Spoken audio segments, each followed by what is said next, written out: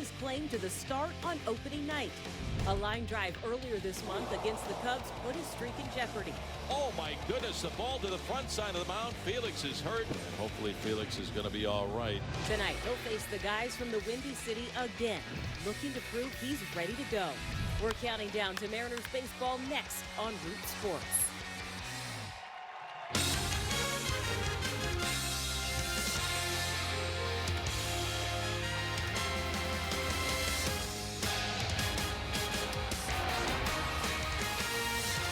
Mariners Spring Training on Root Sports is presented by Magic Toyota, right on Highway 99 in Edmonds.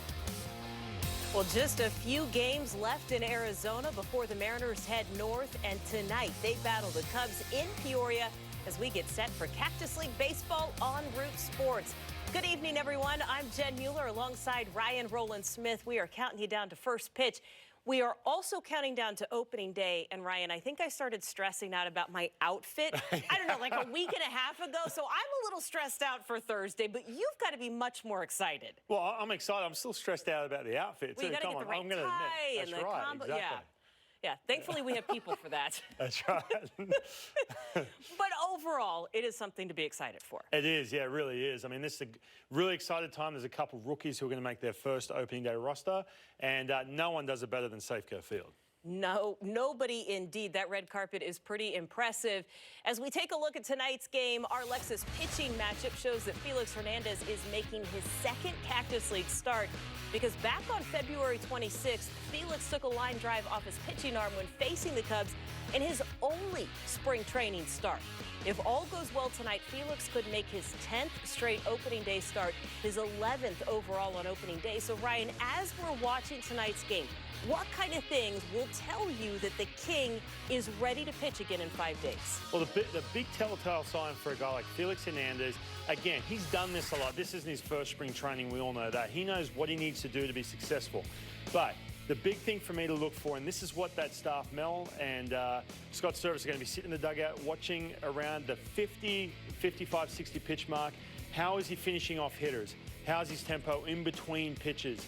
And does he have that finish and that life left on that pitch? Is he laboring? Little things like that are telltale signs to make sure that he's ready to go. I mean, we're talking 4 days and then it's go time. Yeah, and injuries have certainly taken a toll on Felix, on the Mariners. And there was another scary moment yesterday in a minor league game, because that's when Ichiro got hit by a pitch.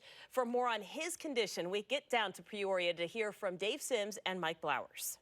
Let's talk about Ichiro.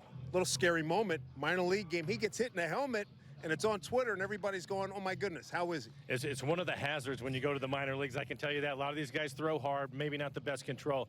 He went through his concussion protocol. He was hit in the back of the head in yesterday's game. Today, they're going to check on him again. So basically, he's day-to-day right now. It sounds like his leg is okay, but he was just trying to catch up on at-bats in the minor leagues. And he'll probably have to do a little more of that when he comes back. Hopefully, that'll be tomorrow. Glad to see Gene Segura's in the lineup tonight. A couple of days ago, chasing a wind-blown pop-up, had to brace himself with his right thumb and with his right hand, and he jammed his thumb a little bit. How's he doing? Well, it sounds like he's doing better. Basically, swinging the bat is okay for him. Some of his issues are more throwing. He is in the lineup tonight. He will be at shortstop, so we'll keep an eye on that, see if he has any issues throwing the baseball. All right, here we go. Last weekend outings here for the Mariners in spring training. Opening night is right around the corner. It's why it is so important, Dave, that we have tonight's lineup. It is the first time all spring that you will see this Mariners lineup. In addition to Gene Segura, Robinson Cano, Nelson Cruz also in there. Ryan Healy is at first base. We'll have more on him in just a moment. Plus, Mike Zunino behind the plate working as Felix's battery mate. As for the Cubs, well, their lineup doesn't feature a whole lot of regulars. Ian Happ will lead off. Albert Amora Jr. will hit third, and former Mariner Mike Freeman will play shortstop. Right-hander Eddie Butler will be starting for the Cubs. Well, a pair of favorite restaurants in Seattle are coming to Safeco Field. Din Tai Fung will be serving some of their favorite dumplings, featuring pork with a spicy sauce. The food stand in Section 132 will also feature Chinese bao buns. Jack's Barbecue is setting up shop in the Pin, and that's going to remind people of Central Texas, because fans will be able to grab several tasty items, including a brisket or pulled pork sandwich. We'll take a look at some of the other new food items a little later in the broadcast, and we will return in a moment.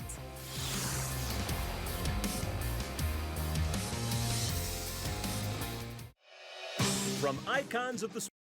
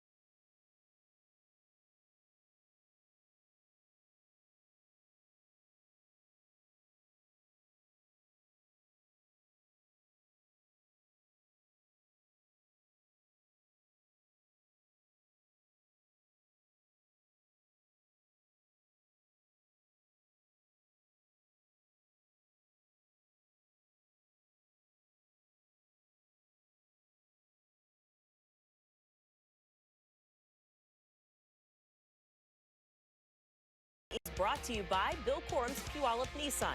Car buying is easy as a Sunday morning. And by Safeco Insurance. Find a local agent at safeco.com. Do more.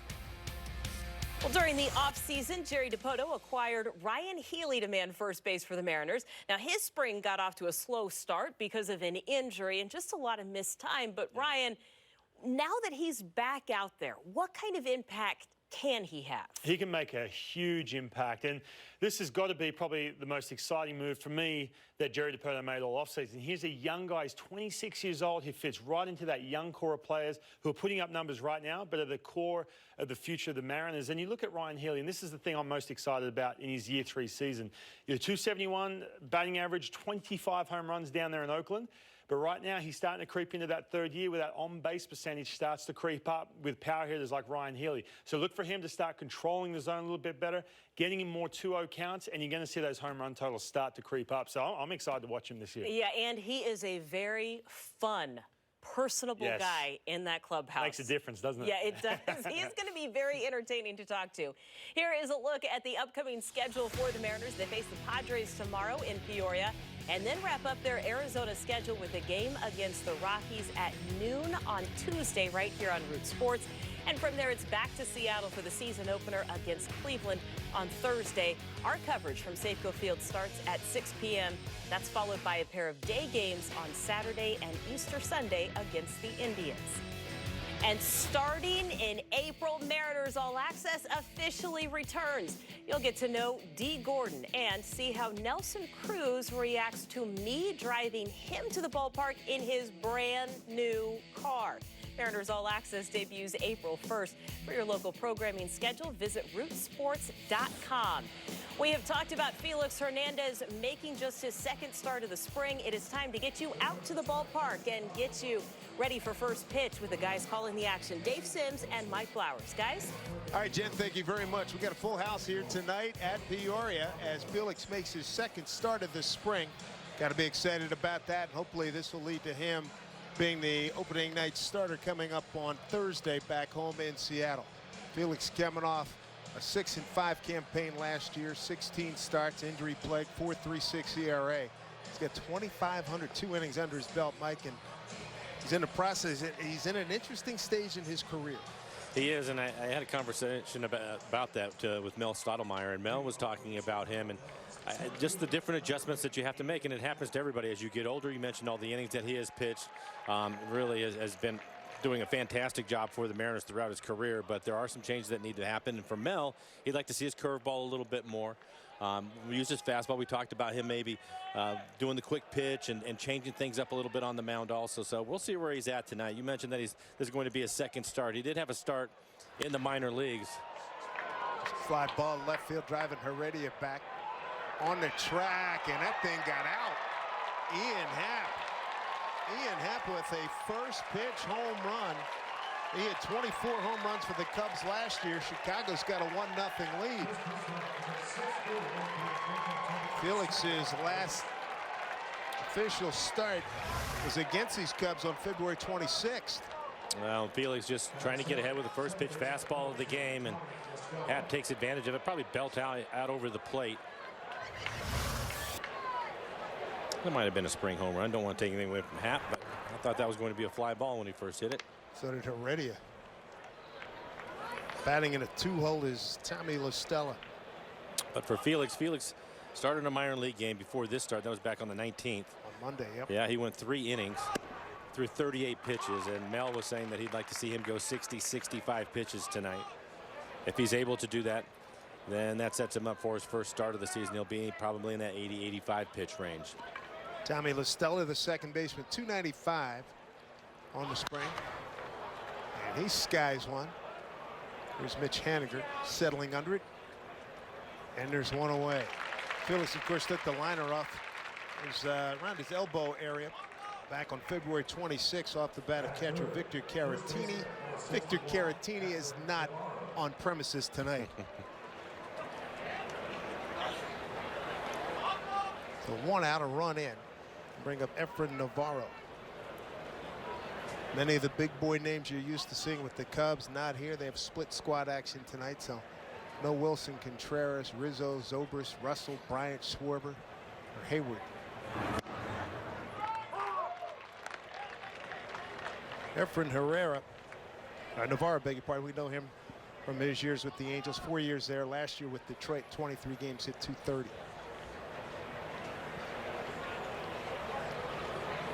On 1 from Felix Hernandez. Got it in. Home plate umpire Derek Eaton. Working on the bases, Mike DeMuro, Pat Hoberg, and Mike Cascapio. And Felix so far here in the first inning, his fastball at 92 miles an hour.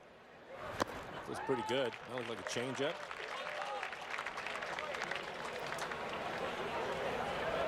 So many great pitchers in baseball. That changeup, you still put that among the top pitches in anybody's arsenal? I think it has to be. That changeup at 87 miles an hour. Pitch to Navarro. 2-2. Felix turns 32 years old on April 8th. Seattle has seen him come up as a young man, breaking into the big club in 05, going 4-4. That was the first curveball of the ball game. Felix, a Cy Young Award winner. 6-time All-Star. Most wins he's had in his career in a season, 19 back in the 09 season. Won 18 in the 2015 season. Solidly stroked base hit just out of Cano's reach.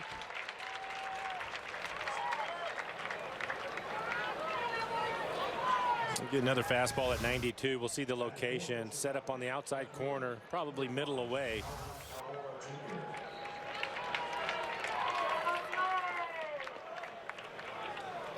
Leadoff home run by Ian Happ. Stella flies out, base hit Navarro. Here's Albert Almora Jr. to the left field. 298 last year in 132 games, 8 homers. 46 runs batted in. Strike one.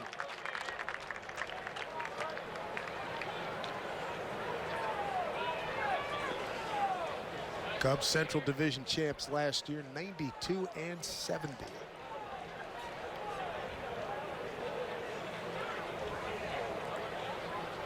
Infield straight up, looking for a double play. Breaking ball in there for strike. Back-to-back breaking balls. Good command, both of them 84 miles an hour.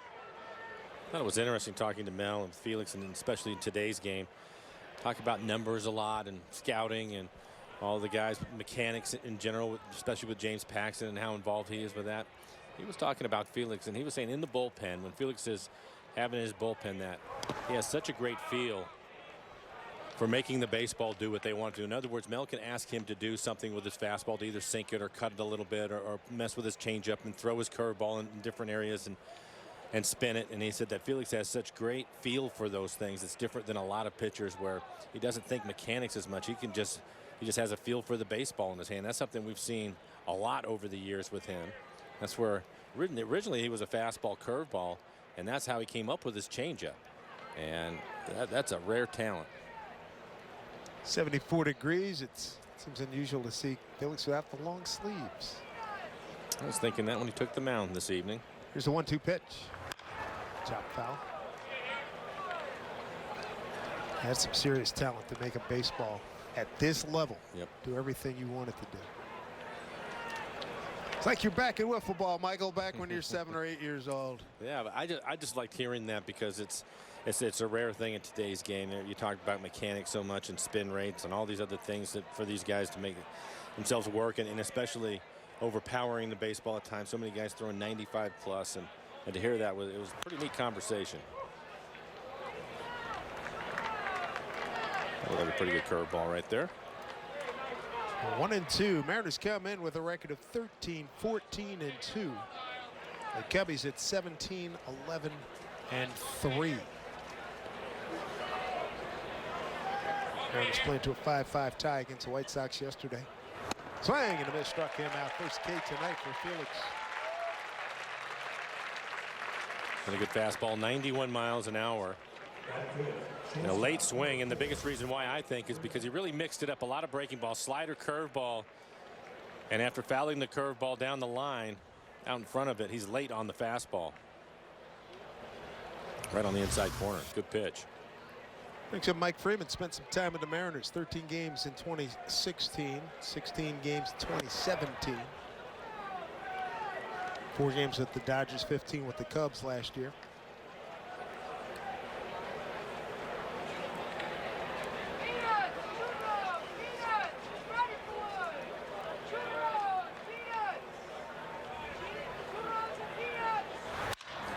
Seager is right there. So first pitch damage, home run in Happ. Felix takes care of the rest of the inning. And we're underway. 1-0 Cubs with the Mariners coming to bat. We live in one of the most beautiful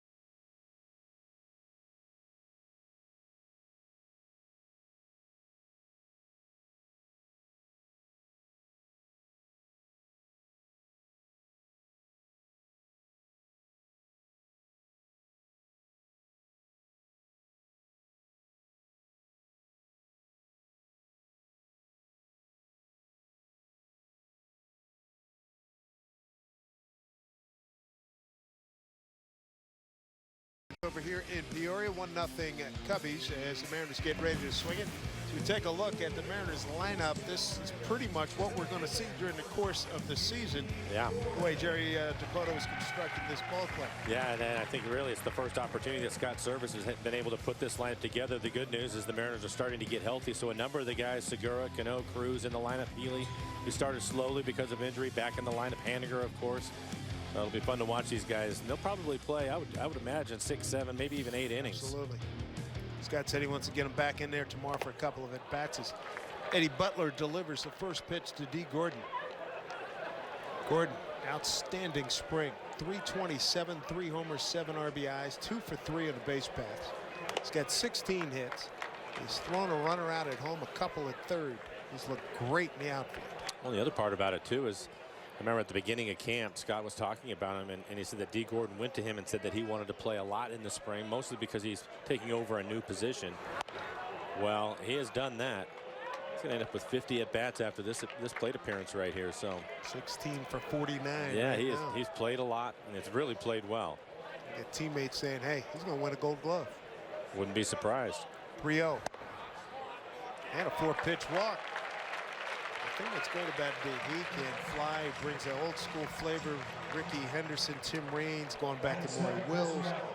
Lou Brock brings a heck of a dynamic to this ball club. He really does. In the spring, he has just 2 stolen bases, but that's not a problem at all. I think most of the guys that are going to go out and steal 40, 50, 60 bases, they're going to get a couple in during the spring just to work on some jumps. But for the most part, they're not going to run as much because they run so much during the regular season. Good to see Segura back in the lineup, Dave.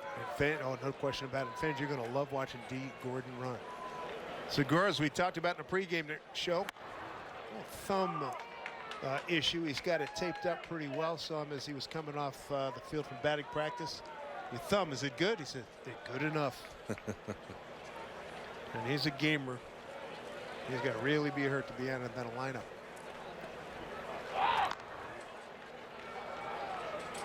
Well, for Gene, he's had a good spring, hitting over 400.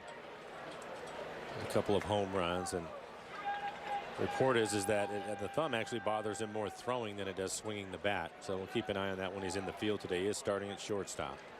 300 hitter last year. There were times where he led the league in hitting. He and Ben Gamble. Chris Jimenez is the catcher. Former Mariner. Yep. I told him, if you don't go into television or radio afterwards, you're nuts. Good guy. Oh, tremendous guy. Great personality, sense of humor. And Jacob Hanneman, he was with the Mariners last year, got his first big league home run September 30th against the Angels. Familiar faces here. 0-2 pitch outside. You saw Mike Freeman swing the bat. Had some good moments, a few good moments with the Mariners last year. Had 2 hits, and one of them was a home run. Eddie Butler on the mound at Radford University in Virginia. So fouled off.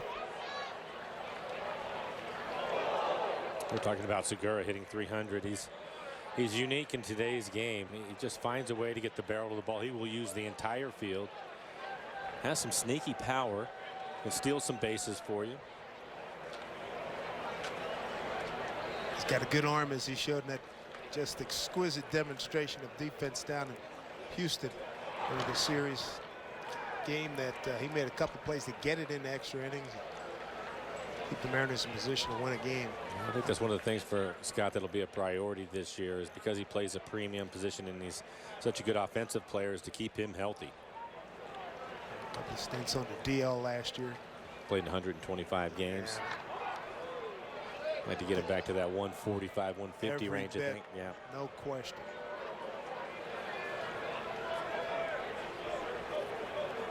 Look at Gene's numbers in terms of games played. 146, 146, 142, 153. Those are the numbers you want to hear. Runner goes, pitch, taken for ball. D is in there. Stolen base. Number 3 for D. Gordon. And it's a strong throw. He steals that off of the pitcher.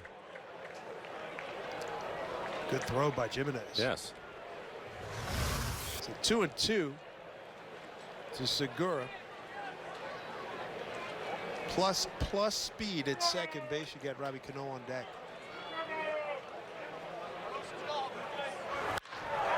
Smash center field, charging Ian Happ. D getting the stop sign, ran through the stop sign. Here's the front of the plate. Safe, he's in there. Got a tie ball game at 1-1. He was fun to watch.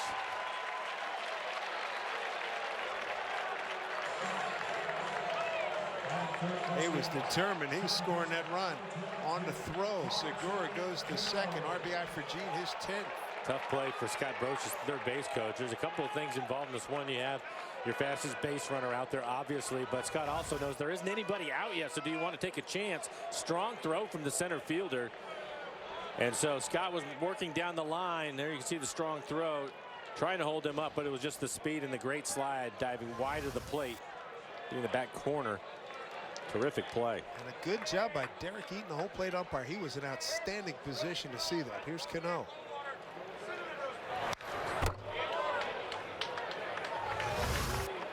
Another look at the slide, dives wide. Catcher had to come up just a little bit from home plate, and that gave him a little bit of room to work with.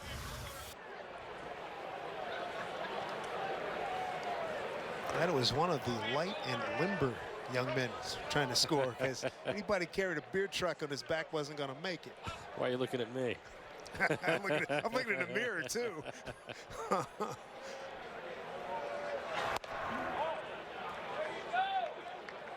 Ian Happ got everything he had on that. He did a somersault. You saw that, just follow through? I did. That was pretty cool. Robbie's got a brand new helmet. Start out, got the face flapping. So Mike Trout went to it this year. Mike Zunino's gone to it. I don't blame anybody for doing it. I think it's a smart move. After we saw what happened to Haniger last year when Jacob deGrom had a pitch get away. I think that we've talked about it before, but there are so many pitchers now that throw 95 plus, and every now and then a pitch will get away from these guys, even though they're the best in the world. It will happen, and you have to stay in there and hang in there for a breaking ball and be patient and still have to get out of the way of 97 is a difficult thing to do. So I think if you can protect yourself, you may as well do it. Carlos Stanton's got it. Carlos Correa's gone to it. Robbie at 400, 10 for 25, couple of doubles.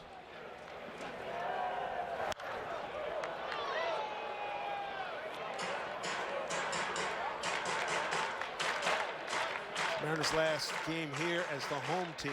Tomorrow against San Diego, the Mariners will be the road team. Day off Monday. Tuesday, Colorado, wrap it up, and then enjoy a Wednesday, little limber up session Wednesday at Safeco Field. Get a look at the new field. And then it all starts for real Thursday night. Looking forward to seeing you out at the ballpark.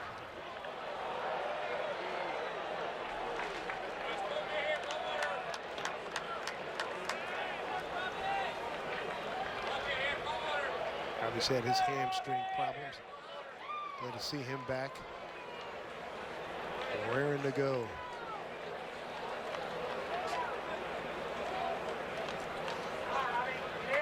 Cano last year, 280, 23 homers, 97 runs batted in. He's 1-2 here. Eddie Butler on the mound. Pitch, swung on and hit center field. That looks like a dying quail. And he made the catch. Ian Happ. Wow. No, they're saying it hit the ground. They sold it well. Paying attention at second base. Segura advances. Fine effort by the young man at center field. I think this was knuckling on him. Strange route. You can see it clearly bounces as he traps it. Making an adjustment in his route. That'll be a base hit. Off the end of the bat. Yes.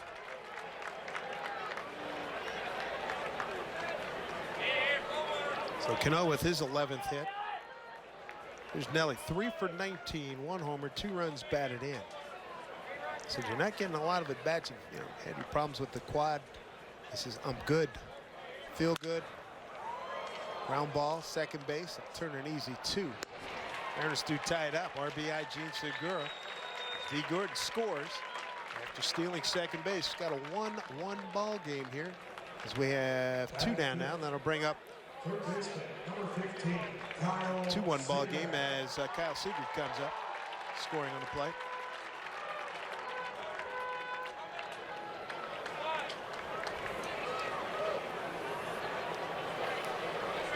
2-1 lead.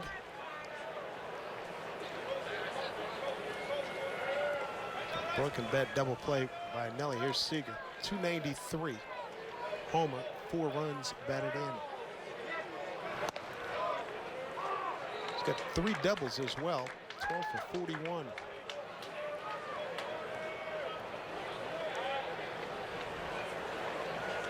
One of his early hits here at spring training, he went the other way. It's impressive. He got the shift on against him. He's fouled off, 0-2. I think we may see him do that a little bit more this year. Kyle's power is to right field, and we certainly don't want to take that away from him. But if they're going to turn the defense around like they have it right now, and you have an opportunity to drive in a run by hitting the ball the other way, Kyle is more than capable of doing that. And I think he may try that a little bit more. I know he did that a few times leading off in the last couple of years. Left fielder Almora playing him straight up. And we've seen him even try to bunt at times.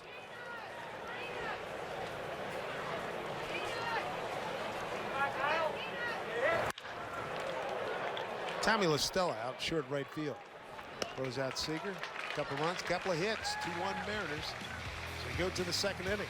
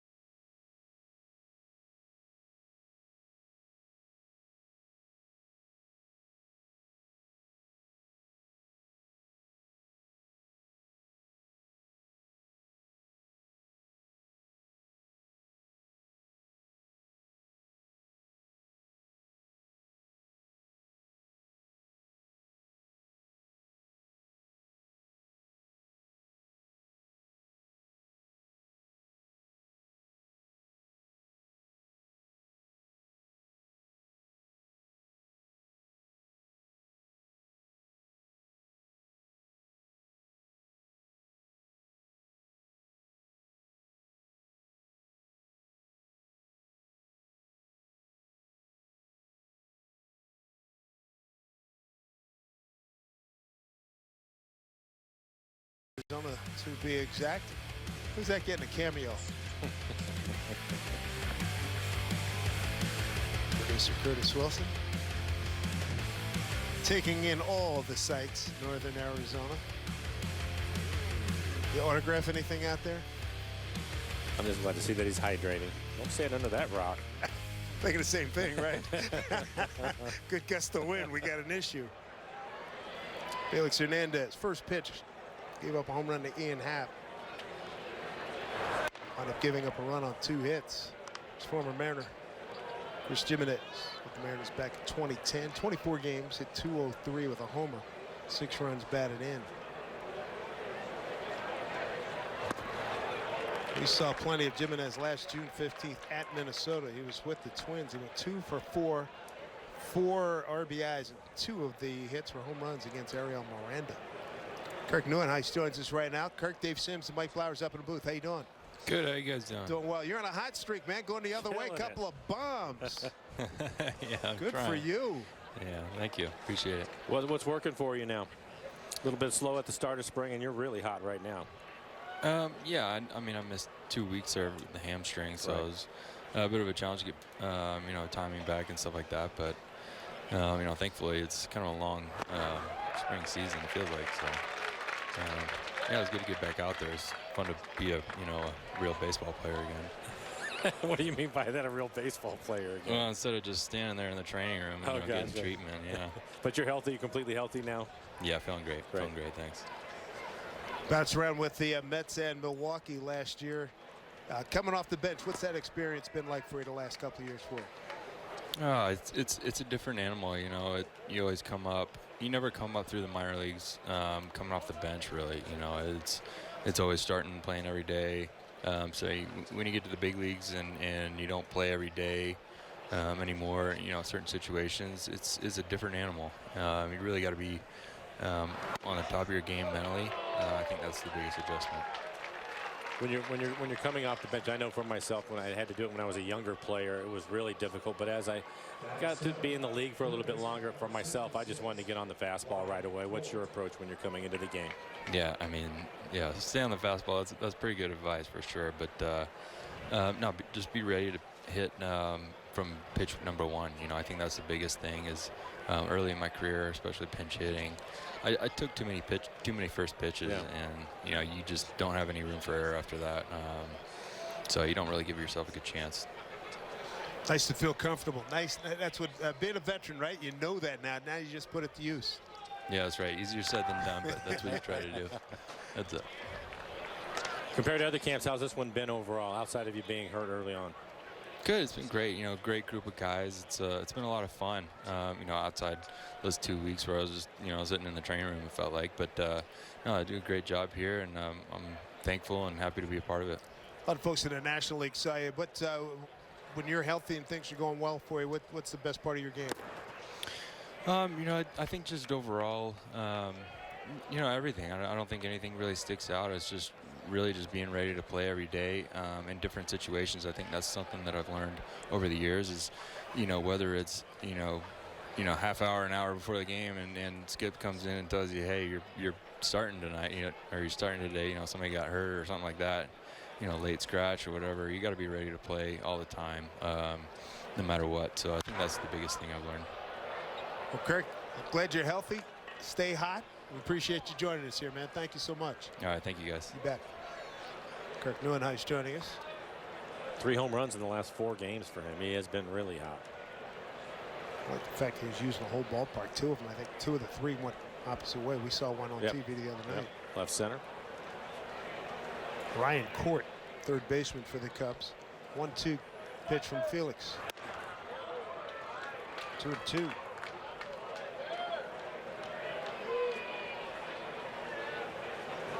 We've seen a little bit of everything from Felix tonight. His fastball has been 90 to 92. We've seen the changeup, slider, curve. So he's mixing it up. Infield looking for 2. 2-2 pitch. And he shoots one through the hole. Giving us a stop at second.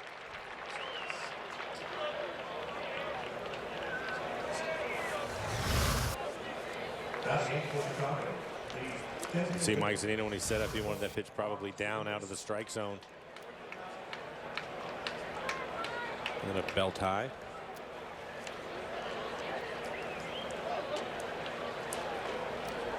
Here's Mark Zagunis.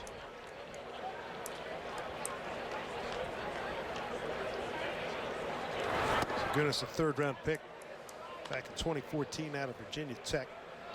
7 games with the Cubs last year. Still looking for his first big league hit.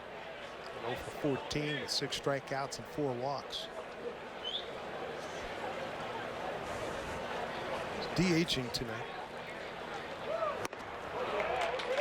1-1. Virginia Tech Hokie high VPI.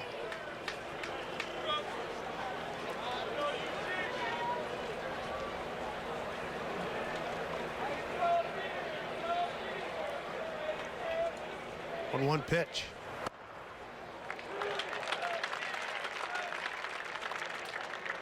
If you're a Mariner fan, you're watching this tilt with great interest, watching Felix. Hopefully he can regain form and get 30 starts. Well, we were talking about it earlier with the lineup, and the guys are getting healthier, and that's the reason why you're seeing a regular lineup in there tonight for Scott Service, and Felix is another part of that, trying to get healthy again.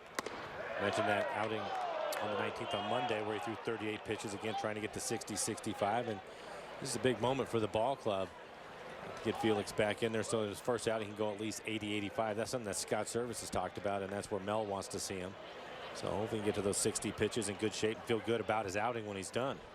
Pitch number 34 here, 2-2 offering. Full count.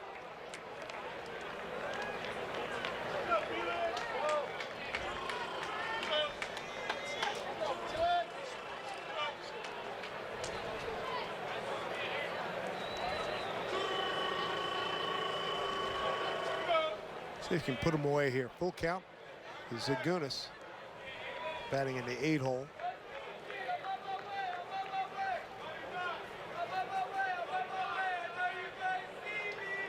Good crowd here. The berm.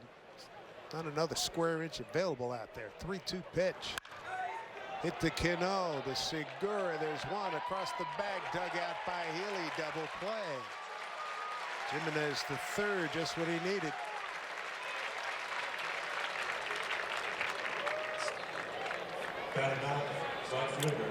Looked like a good pick by Healy at first base. We'll take a look at this pitch. Well located down outer half of the plate. Room service double play. We're talking about Segura. You can see all the tape on his hand. Didn't really cut it loose right there, but Healy was able to pick him up. Healy's taking a whole lot of ground balls off the fungo bat of Maniacta here in spring training since he's come back. There's Jacob Hanneman, right fielder. And another good curveball. For Felix, his curveball typically 78 to 80. Slider around 84, changeup 87. Fastball tonight 90, 92. 0-1 to Hanneman. He's behind 0-2. Hanneman's been in a shuttle between the Mariners and the Cubs. Cubs waived him September 4 last year. Picked up by the Mariners, and the Mariners waived him October 26, and the Cubs brought him back in. They originally drafted him 3rd round back in 2013. The 0-2. D. Gordon has got this under control. And Felix strands a runner at 3rd to the home second. Ryan Healy's going to lead things off.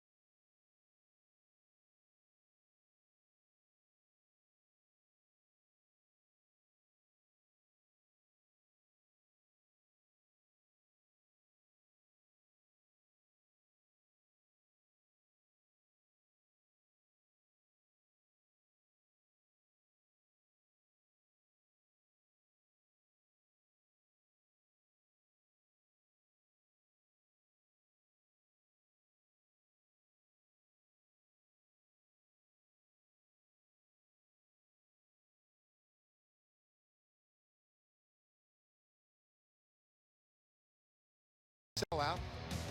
Peoria Sports Complex. The Cubs in town. Split squad action taking on the Mariners. Felix on the mound. So a lot of good reasons to spend Saturday night here. Glad you have back home. 2-1 lead for the Mariners. Here's Ryan Healy. Healy, 149 games with the Athletics last year. 271, 25 home runs and 78 runs batted in. 18 of those homers against right-hand pitching.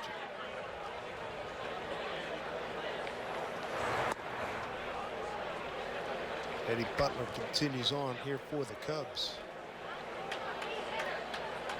Good to see Healy in the lineup. Just 9 at-bats for him. But he has really swung the bat well. He squared the ball up, which is good to see. Talked to him the other day. It looks like his timing is right where he wants it to be. So even though he missed a lot of time, he's healthy and back in the lineup. Bone spurs in his right hand. Just his 5th game. 2 for 9. He's got a couple sacrifice flies in the double.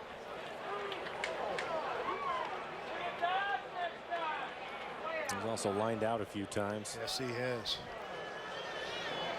Healy, Haniger, and Zunino, 6, 7, and 8 in the order.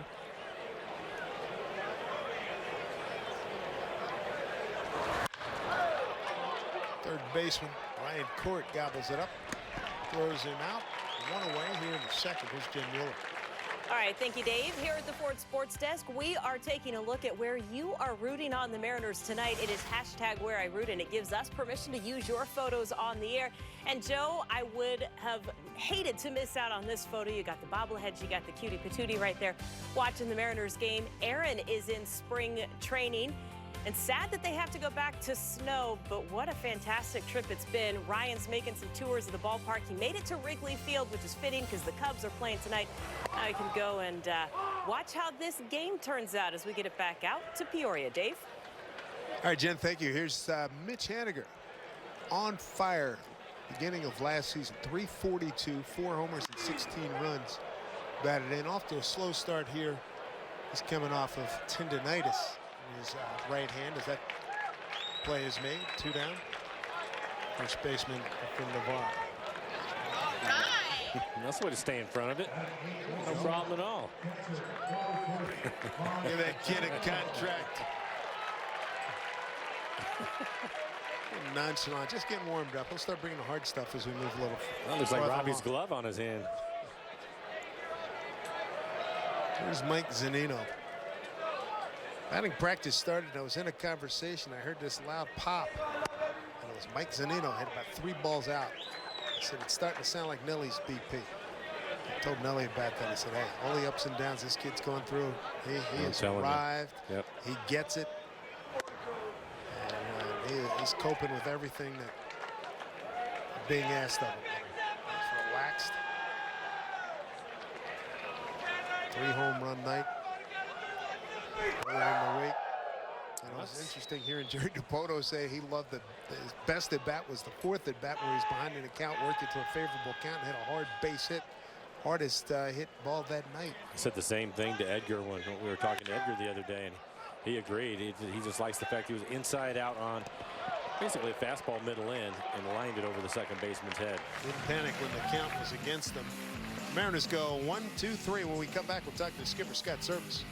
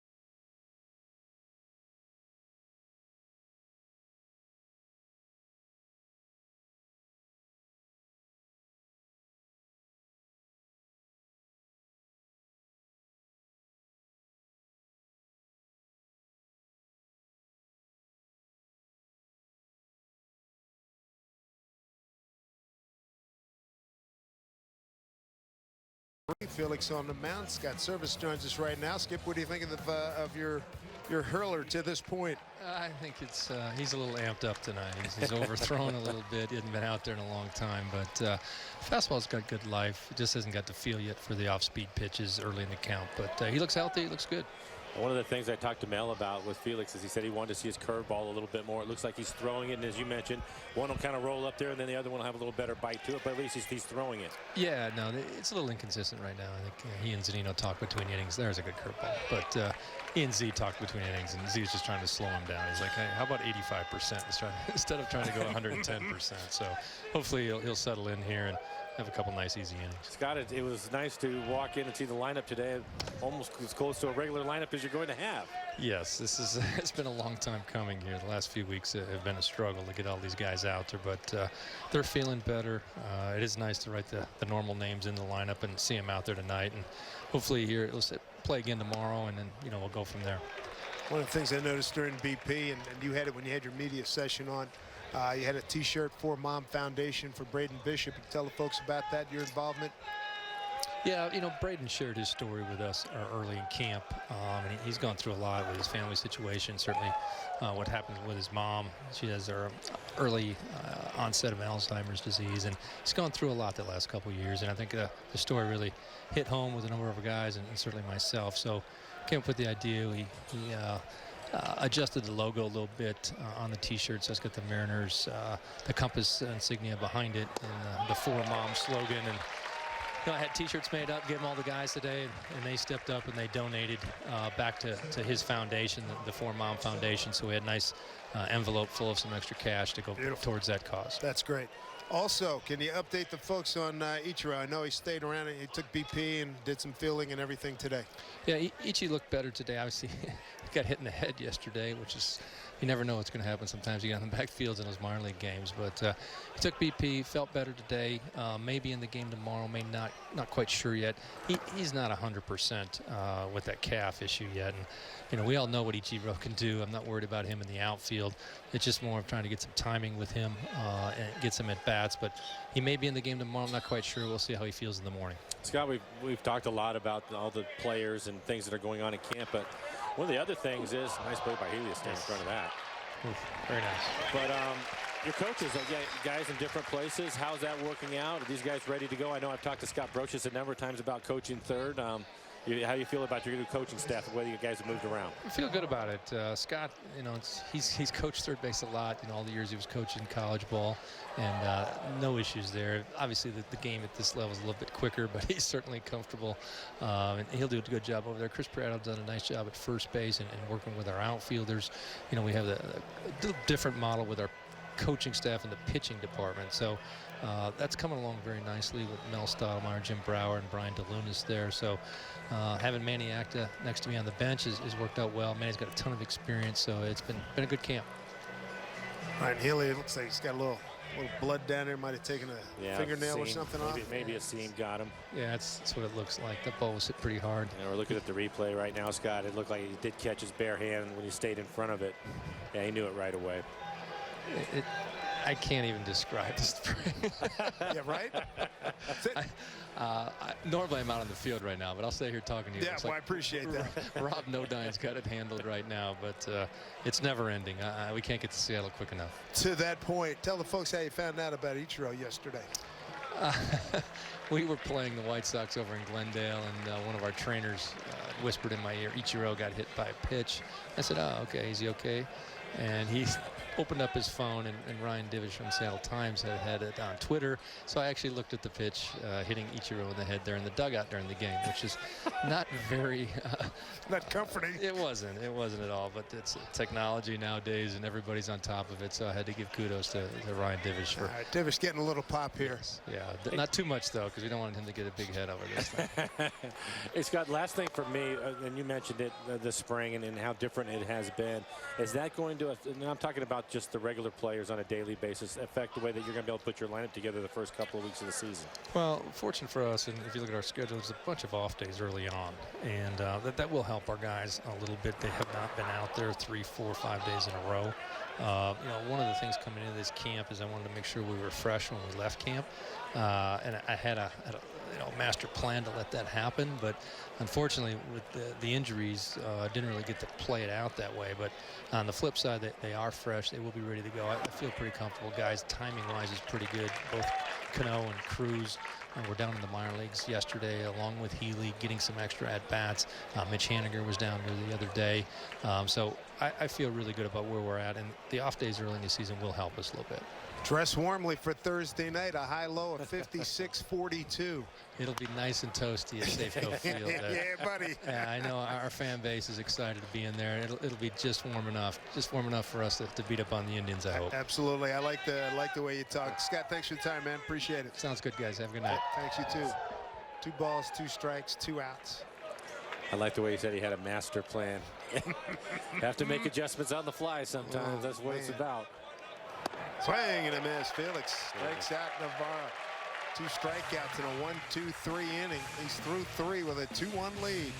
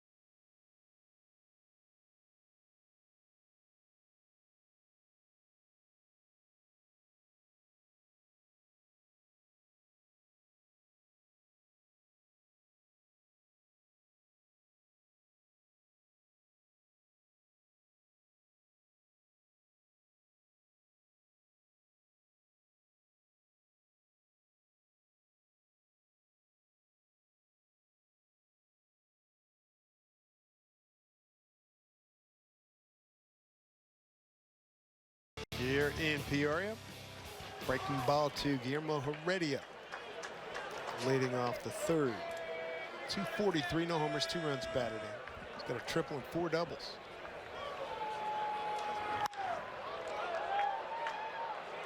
Left field. There's O'Mara for out number 1. Saturday, March 31st, it marks the return of Robinson Cano Bobblehead Day, presented by Root Sports.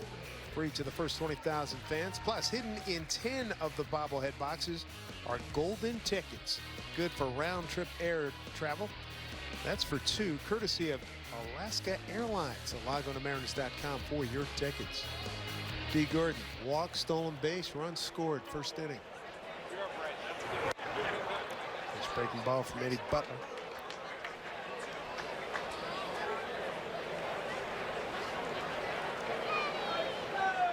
What a dynamic presence headed to this ball club, D. Gordon. Comebacker, easy play for Butler.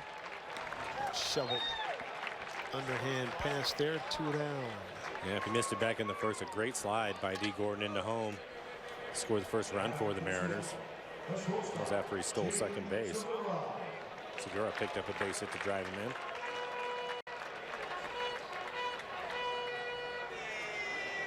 Two runs on 2 hits for the Mariners, run on 3 hits for the Cubs. Split squad action for the lads from Chicagoland.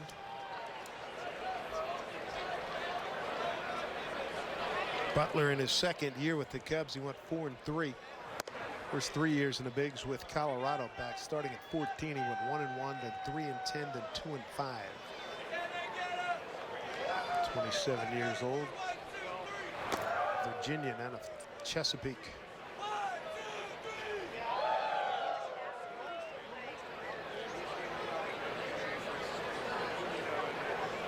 It really is a feel-good moment to look at the scorecard and see the regulars for the Mariners.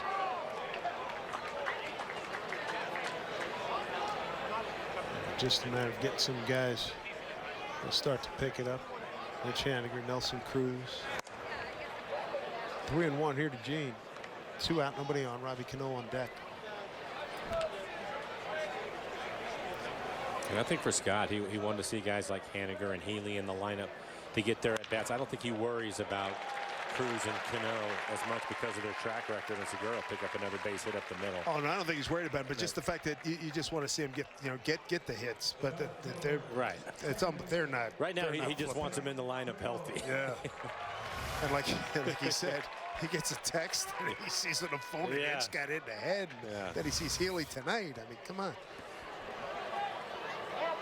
2 out, knock there for Segura, brings up Robbie Cano. He got a base hit to center, raced in a double play back in the first.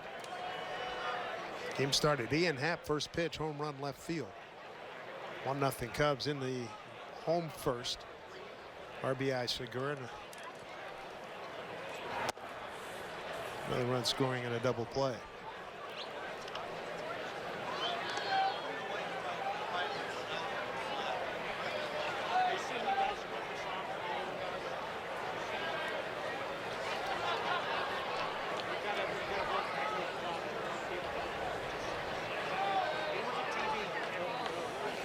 Probably 35 years old, turned 35 back in October.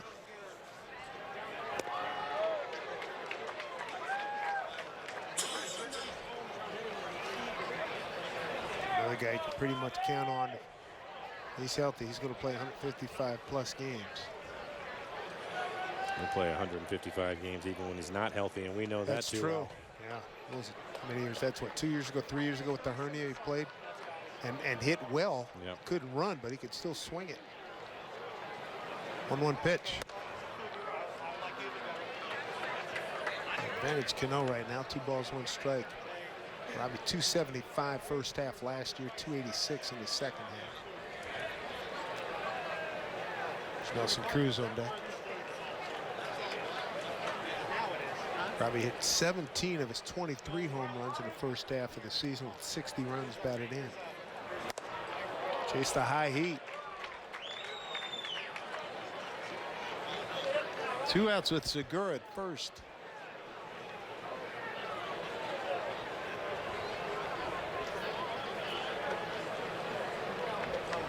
Efren Navarro holding on at first.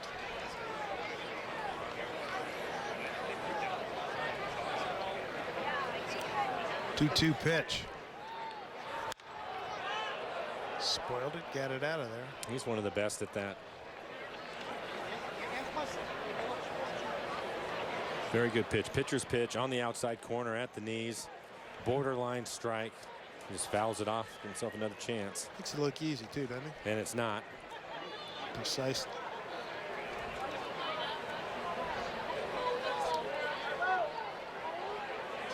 If they're going away, they're going to try to go inside. Missed his spot. Fouls it off again.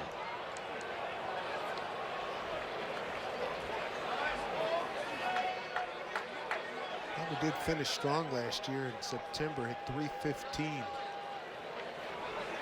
4 homers and 19 runs batted in. Trying to keep the inning alive here in the third. Build on this 2-1 lead.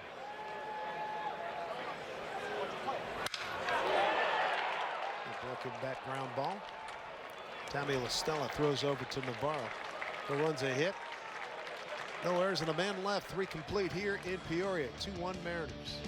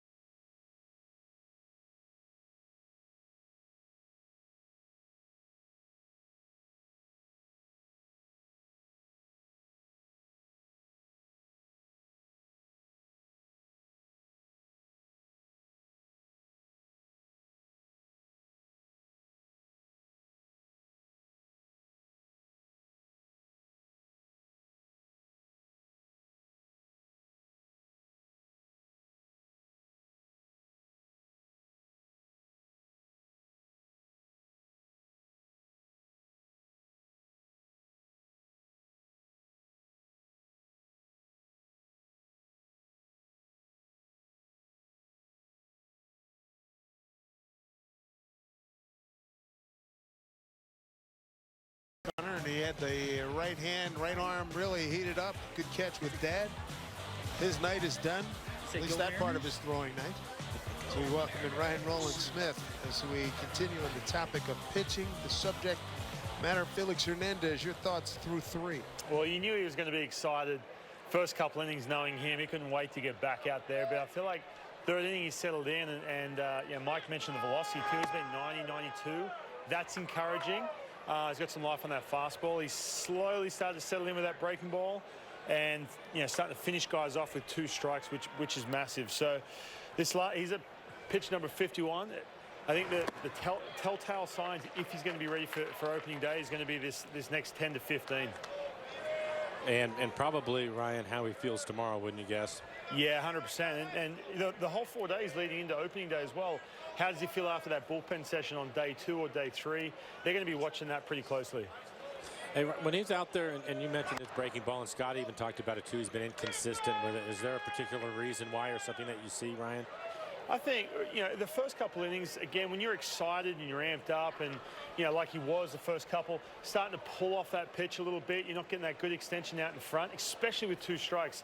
Felix, the kind of pitcher he is, he's a max effort kind of guy, especially, with 2 strikes and trying to finish guys off, just trying to do a little bit too much and just pulling away from that release point. And that's something, they're going to discuss in the next couple of days. And I think he looks good. I think he should be ready to go for opening day. The last thing for me, Ryan, what do you think about the idea when I talked to Melanie, said he just wants him to mix in his curveball a little bit more? We've seen him. He's been fastball, changeup. His changeup is one of the best pitches in the game. What do you think about that? I like it. And if you notice, too, a couple of the punch-outs he's had already in this game, he's gone breaking ball early in the count, and that's set him up. He threw a really, really good fastball down and in, and you can see the reaction of the hitter, and that's a product of mixing that breaking ball in for a strike. If that's something you can do, we know about his ability to strike guys out, but early in the count, having the ability to throw that for a strike is going to give him a chance to expand, especially with that fastball down and in, get that good sink, good life to right-handed hitters, and it'd be another weapon for him. He's on a nice little roll here, Ryan. Thanks for your thoughts, man. Appreciate it. He starts him off with a good curveball. Mike Freeman. Soft liner to Seager at third, his first time.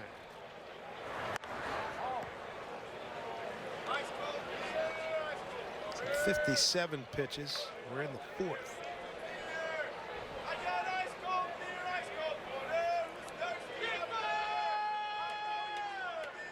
Two runs, 3 hits, no errors for the Mariners. 1-3-0 for the Cubs.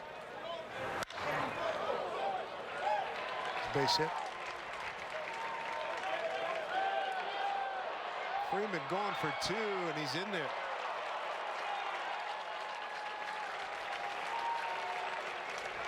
A hustle double for Mike Freeman. He's going to hit it just past Felix. Hits off the side of the mound, which takes it over into right center field. He gets it in quickly, no hesitation, just good hustle by Freeman. Died out there.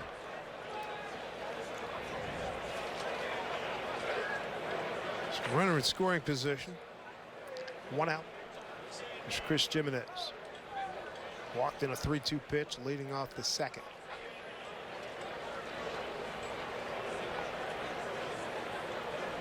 Ball by Freeman looked like it was hit off the end of the bat. Well, I think it hit the side of the mound, and I think that took a lot of the steam of it, and they were playing the other way, which put it into right center field, and the ball died, as you mentioned. And I think it was more because it hit off the side of the mound.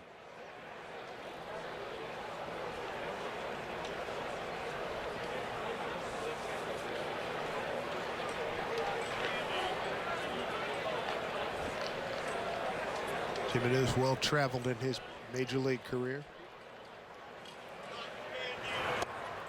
With Cleveland, Seattle, Tampa Bay, where he played for Joe Madden. Cleveland in 14, Texas in 15, back to Cleveland in 16, and last year with Minnesota. Got to the playoffs. Didn't play in a wild card game against the Yankees. 1-1 pitch.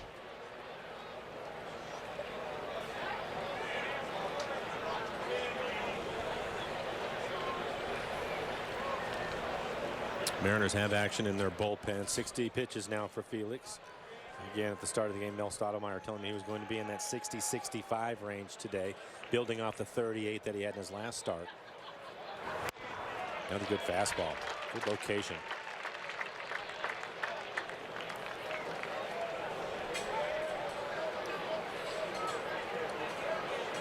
There's Dan. And Altavella getting loose in the pen. I didn't see Felix in his outing when he was with the minor league side of things. Yeah, I saw that one. You did? Okay. He looks really good today, I think. He's free and easy. He doesn't seem to be having any physical problems at all. He's using all of his pitches. Very similar to Monday's outing. Backfield's over on the San Diego side of the complex.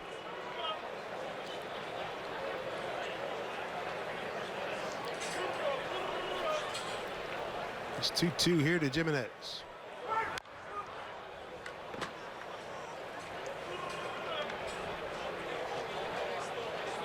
Ryan Court, the third baseman's on deck.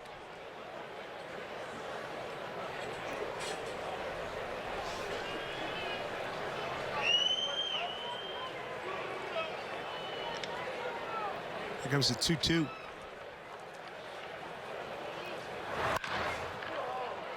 Cano plays this, runner to third, 2 outs. Make sure you join in on the fanfare of Mariners opening night at Safeco Field this coming Thursday against the Indians. Enjoy fireworks and red carpet intros of Robinson, Cano, Nelson, Cruz, and your favorite Mariners.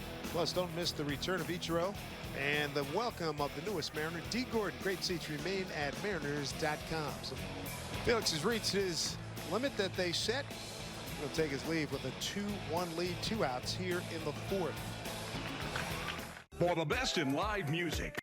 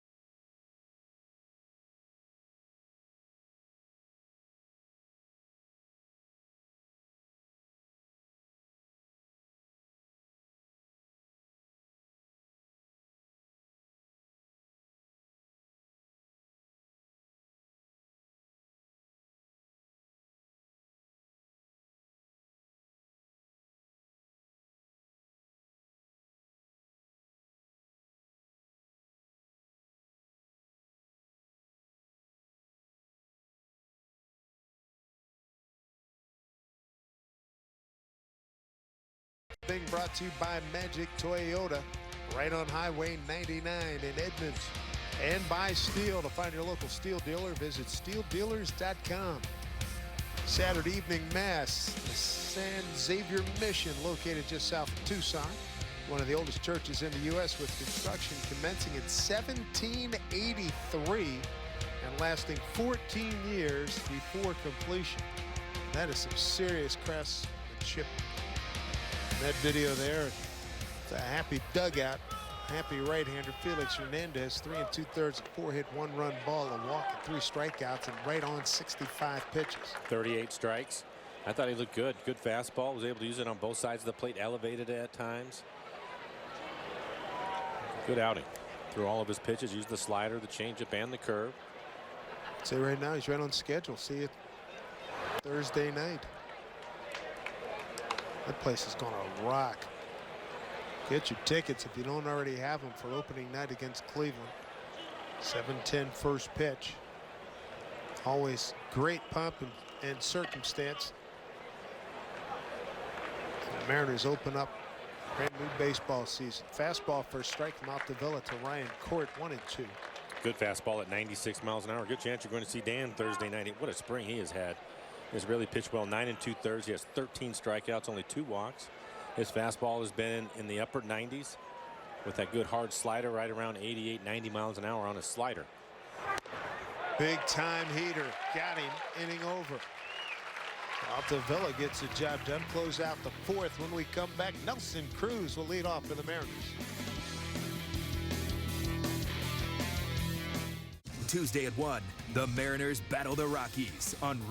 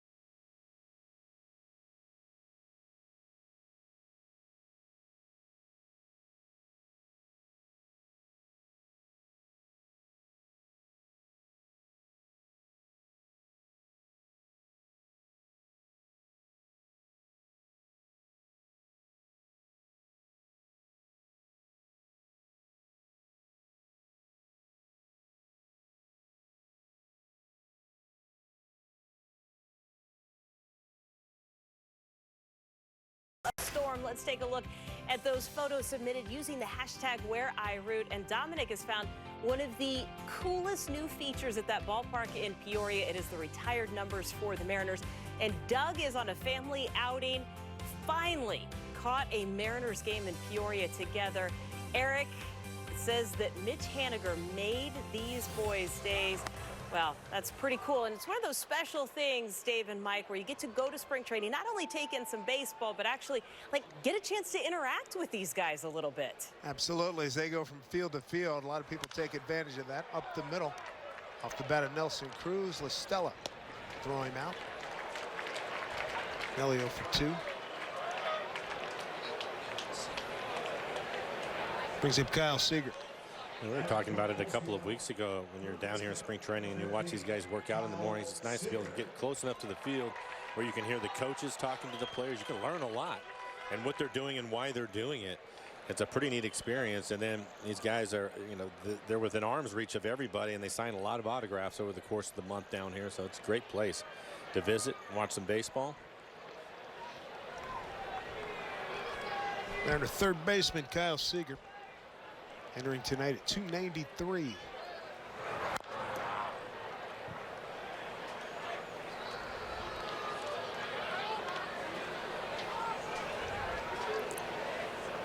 Eddie Butler still in there. 27-year-old right-hander on the mound for the Cubs.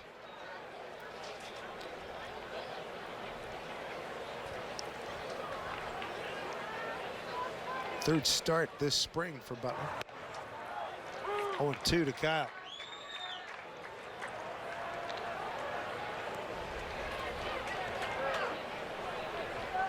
.4-3 record, 3.95 last year for Butler.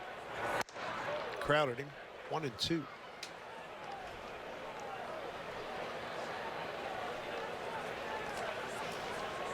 Be on radio tomorrow. Taking on the Padres right here at the complex. Final game here for the spring. Seager's retired. 2 away all season long. BECU and the Mariners, they're going to be teaming to give fans more baseball for less. BECU value games, score select bleacher or view seats for $15 or made club seats for $30. First event's coming up April 1 against the Indians. So visit mariners.com/value for tickets.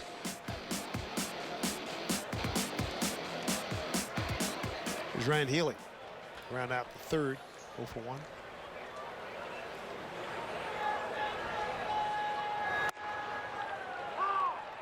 Things work out. Could be some serious pop down at the bottom end of the lineup with Healy, Haniger, and Zunino. And you'll have Ichiro and Heredia for the 9th spot with some legs down there in that 9 hole. And again, just keep these guys healthy, and this is a deep lineup. It's a tough lineup to deal with. Jimenez, glad he can smile because it sounded like he took that full flush. He did. Daniel Vogelback, who's great spring. Unbelievable. How about that? Vogelback 388, 6 homers, 12 runs batted in. Healy's got a battle. It's 0-2.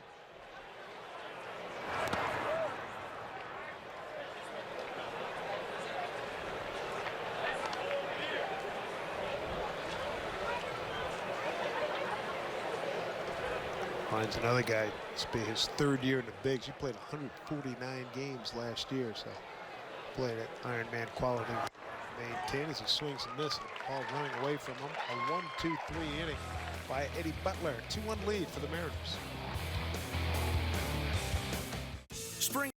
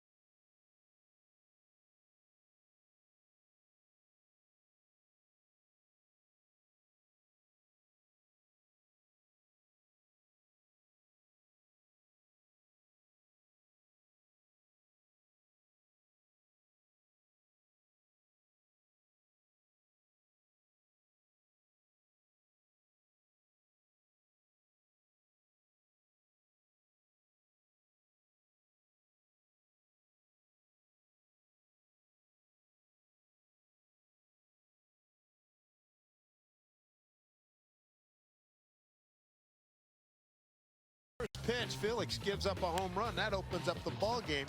Ian Happ takes him out. Ball got up in that wind current, just got over the fence on the berm, so it's 1-0 after 1 pitch. 6:41 p.m. But then he settled down. Settled down, gets a double place on the strikeout before. Excellent fastball command. And there's a pretty good breaking ball overall for Felix. And I thought he really threw the ball well. They wanted to get him 60, 65 pitches. He ended up throwing 65 exactly. 38 strikes overall, but 3 2/3, 4 hits. You saw the 1 run. It was earned on the first pitch of the ball game. 1 walk, 3 strikeouts for Felix. Good outing. So you like his chances to start his 10th consecutive opening night and 11th overall? I do. I like his chances, and I think in that outing he'll be somewhere in the neighborhood of 80, 85 from what Mel was telling me. And you know, the next thing is just we'll see how he feels in the morning. Hopefully it's all good news. Mark Zipchinski takes over. Ball 1 to Mark Zagunis. He's DHing tonight. Dan Altavilla, 3rd of an inning, 4 pitches, got a strikeout.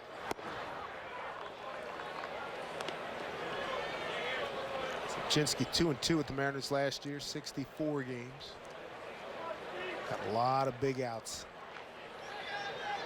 Didn't have the second half he would have liked, but he's a valuable member in that bullpen. It was fun talking to him the other day, mentioning that typically he's late in the game. He's going to get the best left-handed hitter in everybody's lineup, and that's the job that he has now as the specialist. Basically, isn't something that you really are doing in the minor leagues. Paul did well in the gap. Absolutely. D. Gordon get it back in. Zagunis, a double, his third of the spring, leads off the Chicago fifth. But most of the time when you talk to lefties, that their job is to get the left-handers out, they'll talk about their breaking ball. But he talked about his two-seam fastball and pitching inside, which I think is really smart. And he obviously has the slider to go with the sinker. But that's a great way to go about your business. You have to keep those guys honest.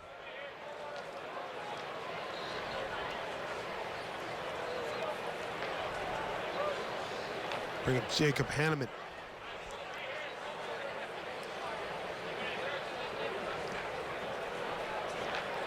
Kupczynski, 1.50 ERA in the first month. May went to 2.55. How about June at 6 games at 0.33 ERA. Part of the second half too was because the bullpen was tired. There were outings where he ended up going longer than you normally would use him, and that ended up costing him a little bit on his ERA also. Jumped from a 3.31 to a 4.80. Yeah. Hanneman flied out to center. That was a good fastball. And you can see why he's tough on left-handers, that arm angle. Ability to run the fastball in on their hands and then throw the slider off the plate away to get him to chase it. Talk about Nick Vincent a lot, his ability to hide the ball. It seems he does a good job as well, right? Well, he does, and I like the way, with everything that we've talked about as far as scouting and numbers and how they find players, I like the fact that it was a simple go down, ask the hitters. Kyle Seager and Robinson Cano, who's the tough lefty. Here's a list of them. Pick one. They both picked Mark Zebchinski, and that's when they went out and signed him.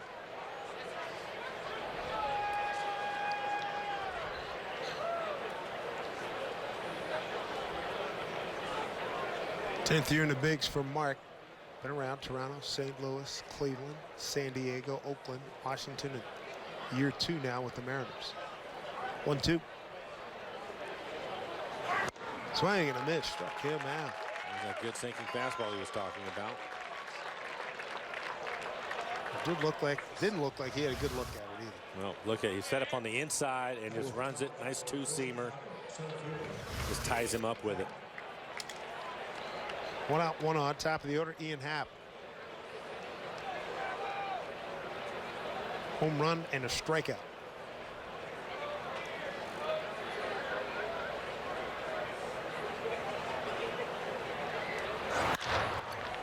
Cano to the glove side. Goes to Healy. Goodness to third, 2 down.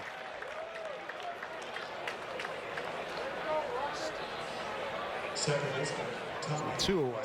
I mentioned it the other day with Robbie and watching him run the bases, but even right there, he looks like he's healthy to me. He's moving around as well as he has all spring. It's a good sign. 2-out runner at third, 2-1 Mariners. Tommy LaStella, the hitter.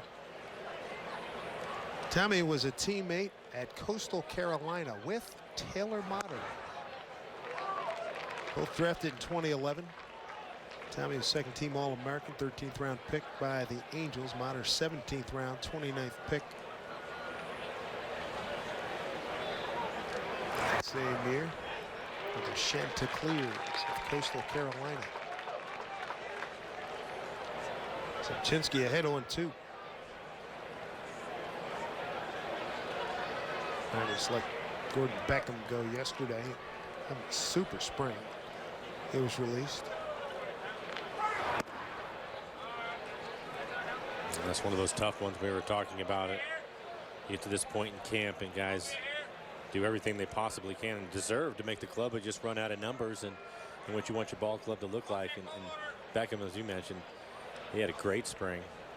Mike Ford, Rule 5 guy, returned to the Yankees. Chopper off the plate. Catcher's interference. Yep.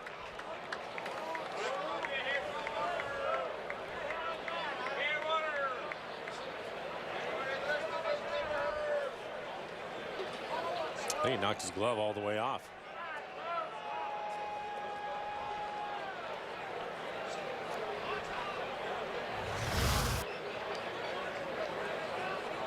We get time called. There's the glove. Oh, wow. Catcher's interference, E2.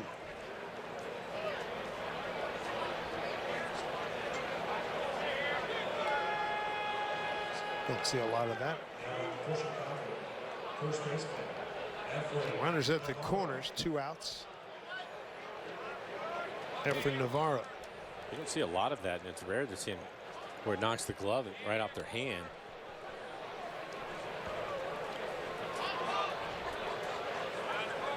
Mark Zagunis, runner at third. Tommy La Stella at first. Give Mark some chance to get some more practice to pitch to another left-handed hitter. Second glove Zunino's used tonight. Second inning must have popped a webbing or something. I think it was after on the play where Healy was getting his hand checked. Yeah, I think you're right. All these guys, they all have a backup. Have to have a backup glove ready to go.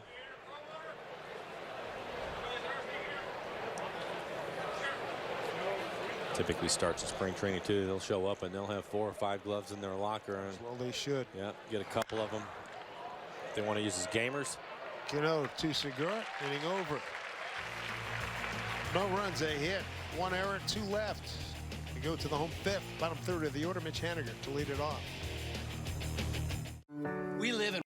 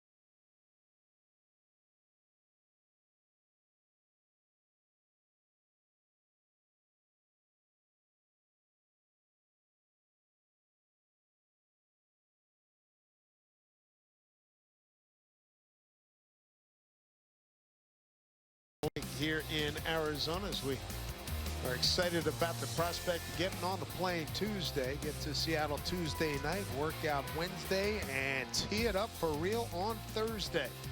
Dave Sims, Mike Flowers, Root Sports Crew, glad you joined us this evening. Mariners will play their final game in this complex tomorrow as the visiting team against San Diego, then go over Tuesday. Everybody's off on Monday. Tuesday, be over at Salt River Field to take on Colorado. Here's Mitch Haniger to lead it off. Mitch pop out to the first baseman. Efren Navarro's first time up. You know, listening to you talk about that and opening day, last few games remaining. Most of the time, these guys are ready to get out of here, but there's so many guys that are trying to play catch up because they missed so much time in the spring. I wonder if it's a little bit different for them this year. Of course, they're looking forward to opening day and getting the season started, but I wonder how many of them would like to have a few more days of work. There's a nice solid line drive. Right at the left fielder. Amora came in to get it, but that's one of the harder balls, one of the better swings we've seen from Haniger this spring. Much better timing. Yes, it was an out, but this is what Scott's looking for. He wants these guys to make solid contact here the last few days of spring, and that's exactly what that was. Tremendous carry on that line drive. Good swing by Mitch.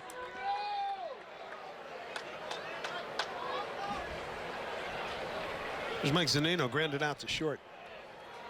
5 homers, 11 runs batted in, and he's got a double, and that one's a line drive going back. Almora is not going to get that. One hop the fence. And Mike Zunino, 25 homers, 25 doubles last year. Boy, he is on a tear this spring. That's a great sight, batting at a 8th spot in the lineup. When you think about it, 25 home runs, 25 doubles last year, which was a record for a Mariners catcher, passing Dan Wilson. 50 extra base hits. Danny was, I believe, at 46. And the one thing that you wanted to see is to continue to build on it. And he was confident at the beginning of spring, and he's made some adjustments. A few keys for him, and just having a terrific spring training. You mentioned it, Dave. It's confidence.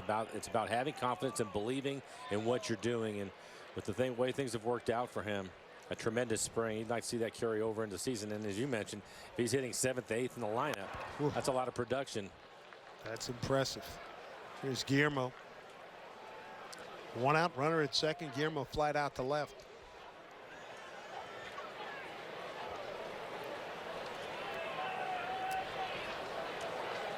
Straight up in the outfield, not too deep. Chopper foul.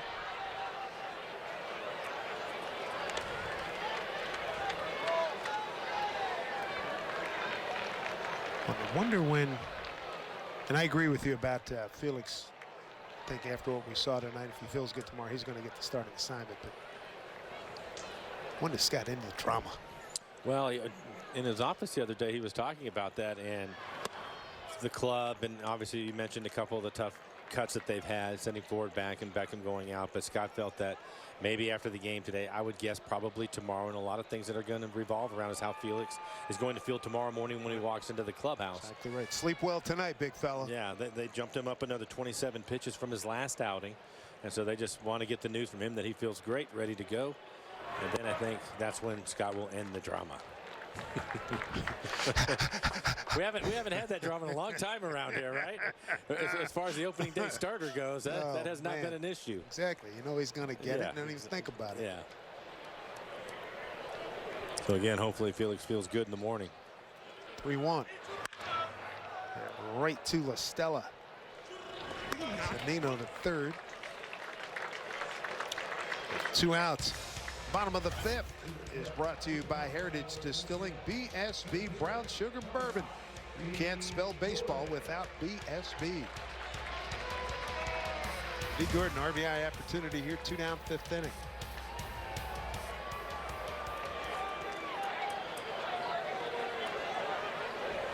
D tonight has walked, stolen a base and scored. The comebacker to the pitcher.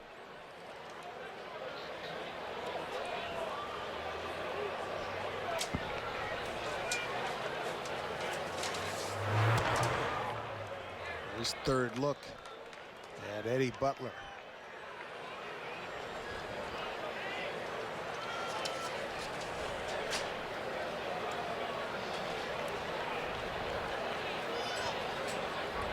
Great career for D. Gordon. Led the National League in hits with 205-15 season. 2-time All-Star. 3-time led the National League in stolen bases, 64 in 2014, followed that up with 58, and he had 60 last year. Jumped on a breaking ball, fouled it off, 2-1.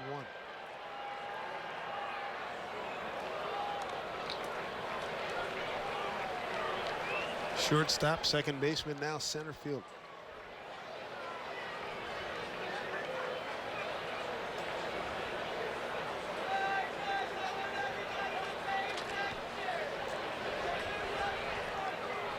Here's the 2-1.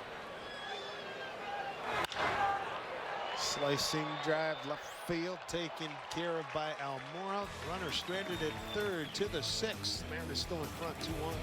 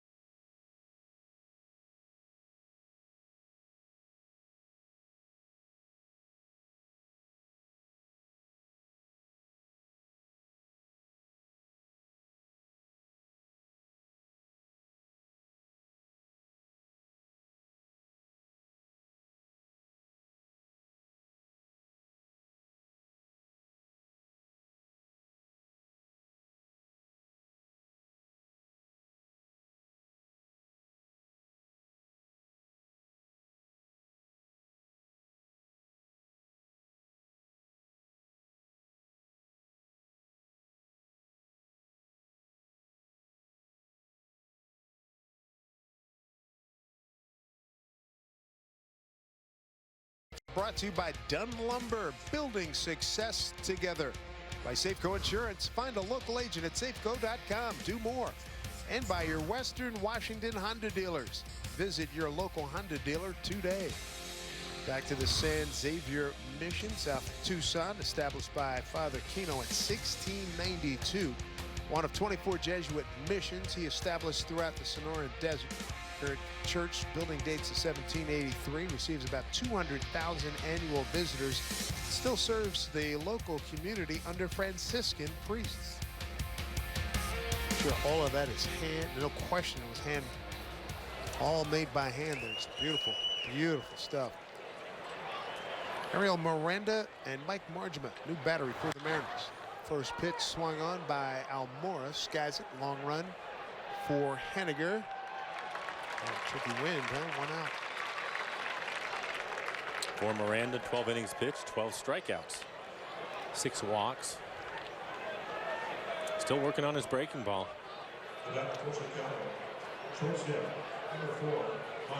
That's a good fastball. Been in the low 90s with his fastball. Tell you what, thank goodness for Miranda last year. Took the ball. He ran out of gas late in the year, but he answered the bell. Talking about deciding things. See what the date is going to be, April 11th through the 14th. Somewhere in there is about the time they're going to need a 5th starter. And Miranda trying to be that guy again. Miranda 8-7 last year, 5.12 ERA, 31 games, 29 starts, 160 innings. It's a good fastball this evening, 93 miles an hour.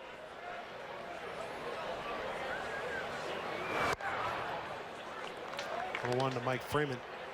Soft liner to Seager at third. Hustle double and ball that just died in a gap. Short right field.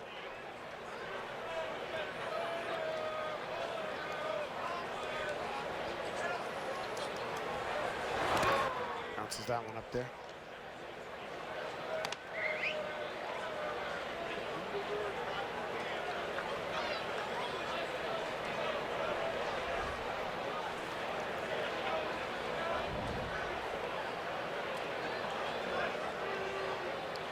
Miranda, #2 winner on the ball club last year after James Paxton, who went 12-5. Miranda went 8-7.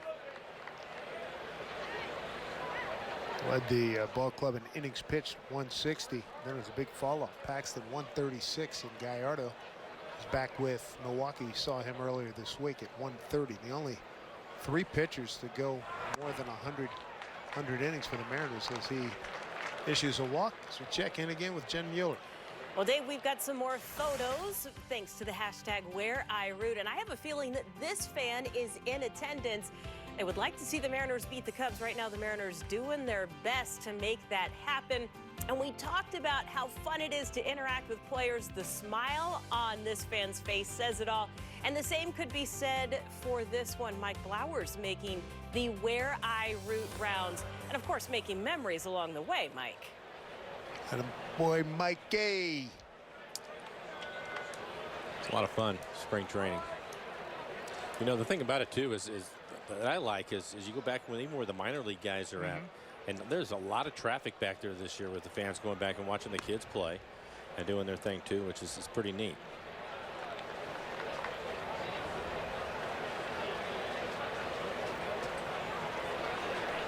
It's well worth it. Walker, that's a wonderful complex here.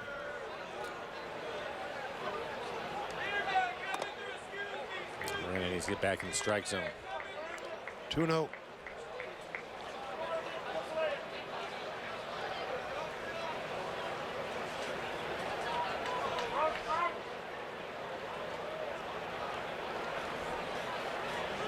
Oh, I see your picture of Val and Debbie Dorman. Yep. Well done.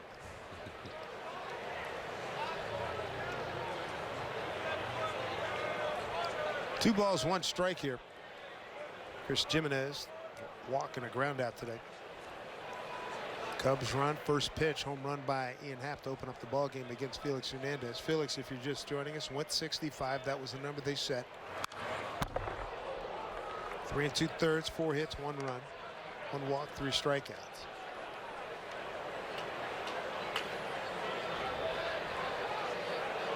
think overall both of them will be happy. Mel Stottlemyre Jr. and Scott Service happy with what they saw from Felix tonight. Another word I want to throw out there, relieved. That's a good one. If we were near an establishment, we'd have to send something down to him. Yes. 2 outs. On Sunday, April 1st, the Mariners is celebrating the start of the season with Kids Opening Day presented by Boeing. All youngsters, you're invited to join a pregame parade around the field. Plus, they're going to receive a free Felix Hernandez t-shirt. So make sure you stop by Mariners.com for tickets.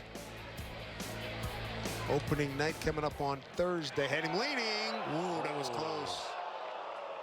Ryan thought he had him. Pretty good move from Miranda. And a quick tag. Take another look at it. Oh, out of the Andy Pettit school. Looked like he was able to tag him. Yeah.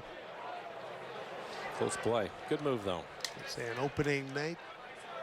Come by a home plate entrance. Rick Riz and I will be there for take me out to the ball game. Fly ball right field. Haniger, easy play. And we might even encourage Rico to sing That's Amore. 2-1 Mariners. We all made resolutions.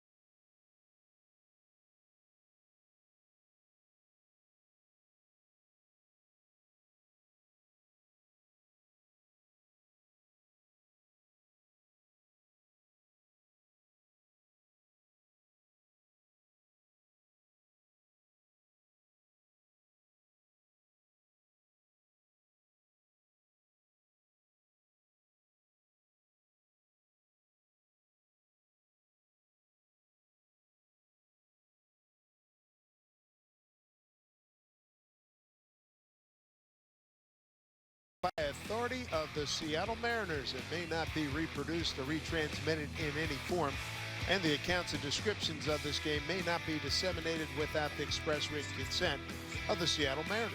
Good look at Lake Powell here in Arizona. Welcome you back.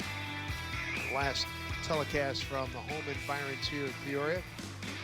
Next telecast Tuesday from Colorado. And then Thursday, the big one. Season openers, you look at Alec Mills.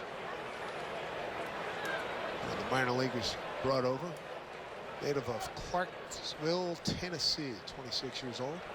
Gene Segura having a good night, 2 for 2, driven in a run. Talked a lot about that thumb. I said it bothers him a little bit more to throw than to swing the bat. And looks that way tonight. Really swung it well, hit the ball up the middle a couple of times. I'm sure this will be the last time we see him tonight. Good cut there.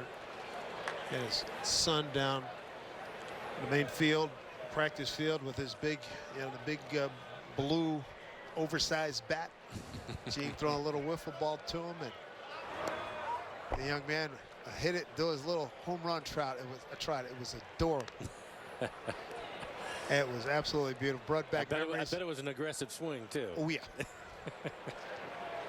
I paid a little extra attention to see if he was reaching for anything that he could reach. He was swinging at. He had a little bit more discerning, but he'll grow into it. He'll be as prolific as his dad.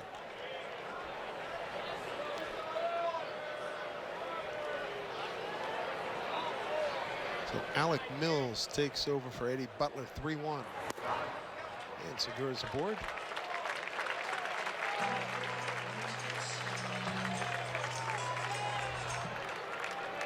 At the plate, forcing out, second baseman, number 22. See what Robbie Cano can do here. Cano with a base hit, first inning. Third inning, ground out to second base.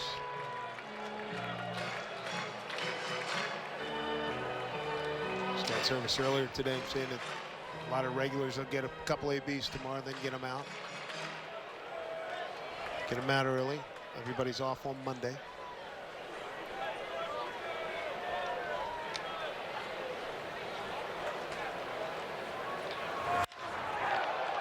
Double play opportunity, but he gets back quickly. And Robbie hit the ball hard again. At the plate for Seattle, the designated hitter, number 23, Nelson Cruz. Well, he hit a couple home runs yesterday in minor league games. Break out a long one here. What do you think? Why not?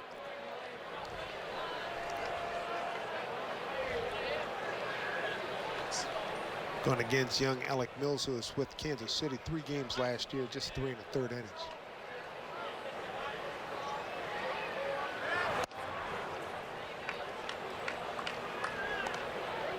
Well, he bounced into a double play, grounded out to second.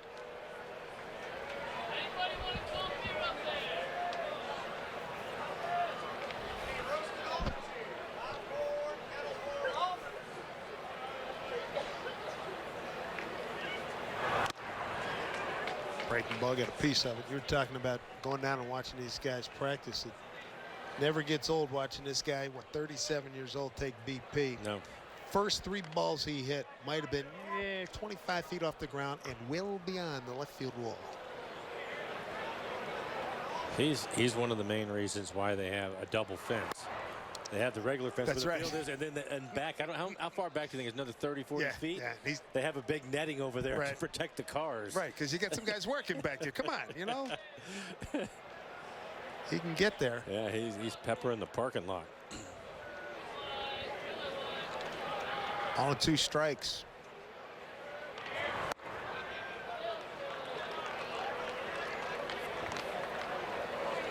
So he's in a good spot right now, feeling real good. Body's all healed up. Which is the most important part of it right now. At the start of this at bat, there was a breaking ball earlier that he swung through. Hanging breaking ball in the middle of the plate. He will not miss that pitch here in another week or so. 2-2 pitch.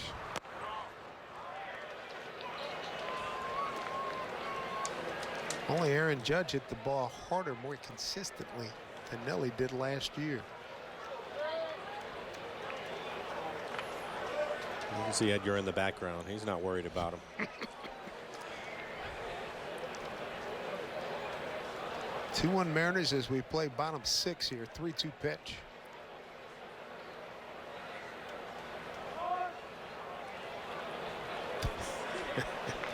Segura striking a pose at first base after Mills stepped off. He's 3 for 3 in base stealing. That's not his thought right now. Mills pitch, breaking ball. Nice play there by the third baseman. That was Ryan Court digging for third, and a late throw, wide throw. Segura, there was nobody covered the bag. Segura saw it, took off. And by the time Freeman, the shortstop, got there, they weren't going to get him. 3-1 Mariners.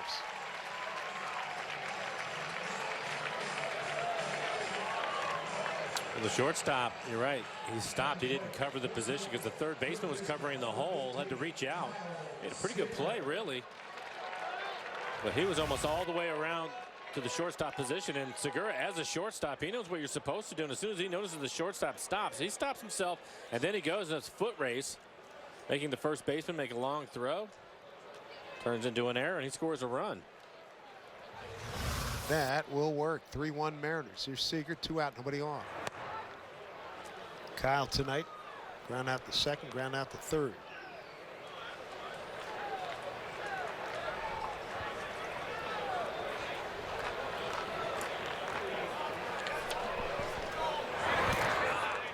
Good count for Seager.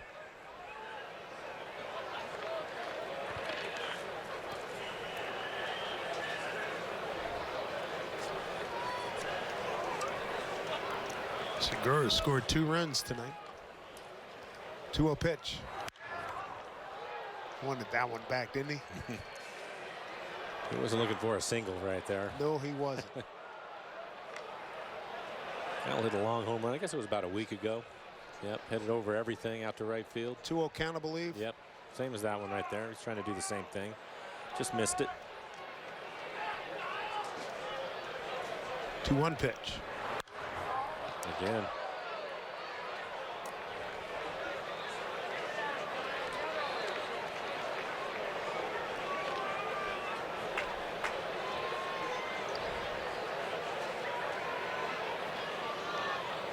.249 batting average, 27 homers last year for Kyle. Coming in to make the play, Ian Happ. Mariners get a run on no hits. An error, nobody left. It's a 3-1 Seattle lead.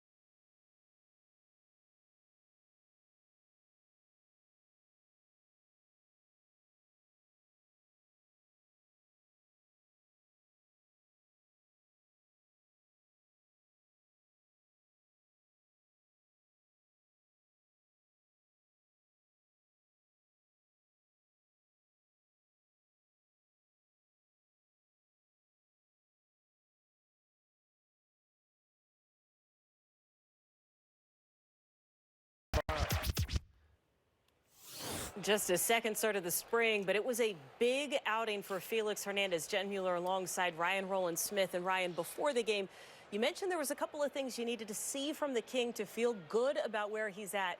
Did you see them? I think we did, and what we talked about before the game was it's not so much how he starts, but how he finishes. And you could see him start to get stronger as he went on in this 65 pitch count. Third inning onwards, I thought he looked great. And so we heard Scott Service mention that he did look different in those first couple outings, maybe a little bit overamped. Yeah. Is it normal? Are you worried? Did he drastically change what he was doing to settle down? Yeah, I think it's really normal. You come to expect that. Felix is such a competitor. He couldn't wait to get out there and get back in the mix of things. And the first couple innings, the 1-2 pitches, he didn't really have that good finish. He was spinning off a little bit. Way too overamped, but then you could see he really settled in. Good breaking ball early in the count, and then he was able to finish guys off with 2 strikes. But and also too, he mixed in a little quick pitch down the third inning. I love that. I'm not sure if anyone caught that, but to get that punch out. But again, for me, it's how does he recover when he wakes up tomorrow morning? How does that bullpen session go day 2, day 3, and leading into opening day? And so, in general, what does this mean for the rotation? And I don't mean opening day, because I don't think there's any doubt, as long as he wakes up tomorrow and is okay, that he would be the starter. But having him available and at the level that he's at now, what does this mean for the rotation? It means everything. The 2 guys at the top of that rotation, Felix and James Paxton, if you get 25 to 30 starts, then you're looking at a team that pushes, instead of being the 80 win column, you're looking at being in the 90 plus. These guys, it's crucial for them to get that 25 to 30 starts in 2018. We see a strikeout there for Ariel Miranda and Mike Blowers in the booth. You touched on how Scott Service doesn't need to make a decision on the full rotation now because of the scheduling and not needing that fifth starter until the middle of the month. What have you noticed just from the pitching staff and being down there about the general vibe that that's creating? Well, I think a lot of it, Jenna, goes back to the conversation, which has been Felix and where is he going to be, because you have guys that are trying to work their way into that fifth spot, especially since Erasmo Ramirez hasn't been able to pitch. And so you start looking at that, and you have a pretty good idea when you're in the locker room. You can do the math, and then I think a lot of the guys that are maybe, on the borderline are looking, is Felix going to be ready? How is he feeling? I think they answered a lot of those questions tonight, and we'll see what happens tomorrow, and as Ryan said, in his next bullpen. But I was really encouraged with what we saw tonight. So these guys, and Miranda is one of them. He's in the mix for that fifth spot. They're all kind of eyeing that, and I think that's something that Scott and Mel have probably talked to the guys about as far as their needs and when they will need that. So they're aware of all those different things that are going on, and they're pitching for their jobs right now. And it's such a different feeling when you know that that fifth starter isn't going to be used. Ryan, as a pitcher, do you like the competition factor that comes in there, or is it unnerving? Yeah, you like the competition factor. If you're already in that rotation, it is good to have that 4-day recovery pitch, 4-day recovery pitch, and getting that rhythm before you start mixing in that fifth day, or all of a sudden someone else has to slot into a rotation and you get that extra day. You always want to try and get into a rhythm if you're in that rotation. But that fifth spot, Jen, it's always going to be competition filled. There's always going to be that that kid down in AAA or AA who's chomping at the bit, that prospect who can come in, fill in. So that's pretty natural to have. But I feel like if Felix and Paxton and Mike Leake at the top of that rotation do their thing, and then Marco Gonzalez, from what we've seen this spring training, you can sort of pick and choose that fifth spot and fill in when you need to. Well, and don't forget that Ariel Miranda was not scheduled to be part of the Mariners rotation coming out of spring training last year. And Dave Sims, he turned out to be one of the most valuable pieces for the Mariners, and he's pitching a nice inning here in the seventh. Yes, indeed. He has struck out 3 of the last 4 that he's faced. We talked about his innings last year. They were outstanding. And he and Paxton, the only 2 starters that went beyond 100 innings last year for the Mariners. And it was late in the year when he just ran out of gas. But everybody tipped their cap to him. Yeah, you're right. He lost a little bit of velocity, and then the home run ball started to hurt him. The thing I like about this inning is he's used his slider a few times and was able to pick up a strikeout with it, and that's something that Mel wants to see from him. Again, they continue to work on that. It's been something they've worked on for the last couple of years, trying to go along with his off-speed pitches and that good fastball. There's 1-2 here, 2 out. Swing and a miss. Beauty strikes out the side. 1, 2, 3 in the 7th. Mariners with a 3-1 lead as we stretch here in Peoria.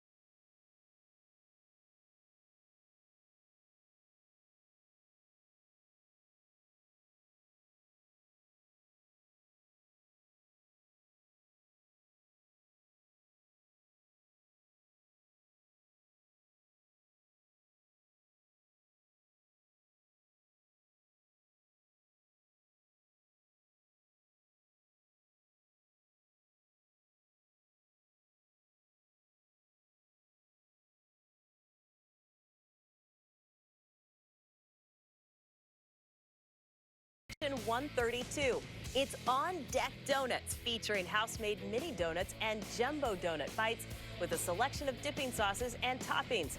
Our producers report that it's the maple bacon donuts that are excellent, and my producers should know that if they can't find me, that's where I'm going to be hanging out. Or maybe the Sultan of Sandwich on the main level at Section 105. They've got 3 new sandwiches this season, including a meatball sandwich featuring pork meatballs, a Cubano sandwich, and there's also a Reuben sandwich, which happens to be one of my favorites. And every single game, there's going to be a new deal of the day with 50% off select concession items.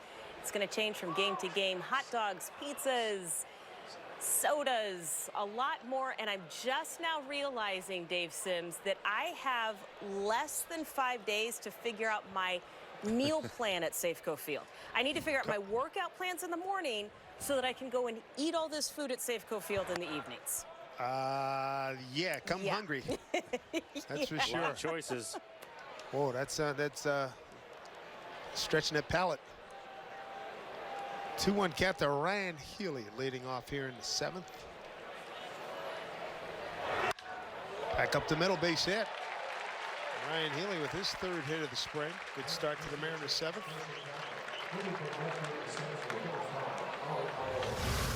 We'll take a look at it. Wanted the fastball away. Ends up more in the middle of the plate and elevated. He just missed his location, and Ryan takes advantage of it. Again, he took him a while to get going here in spring training, getting the lineup, but his timing has been pretty good. I would say out of all the guys that maybe missed time, he's the one that regained it probably the quickest. Good at bat for Mitch Haniger. Hit the ball hard at left field the last time up, lined out to the left fielder. 0 for 2 night. First pitch strike, that hit by Healy. The Mariners 5th, 3 runs, 5 hits, an error. Cubs are run on 5 hits and 1 error.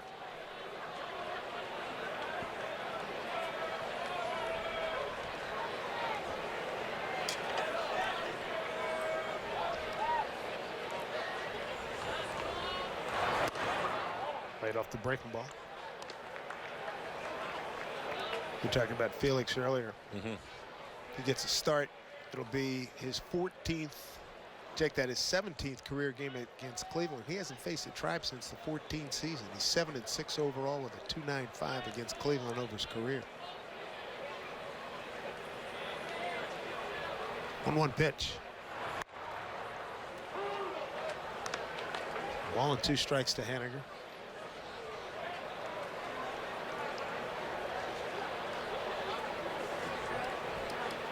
Might have had one of the hottest bats in all of baseball that first month last year before he suffered the oblique injury.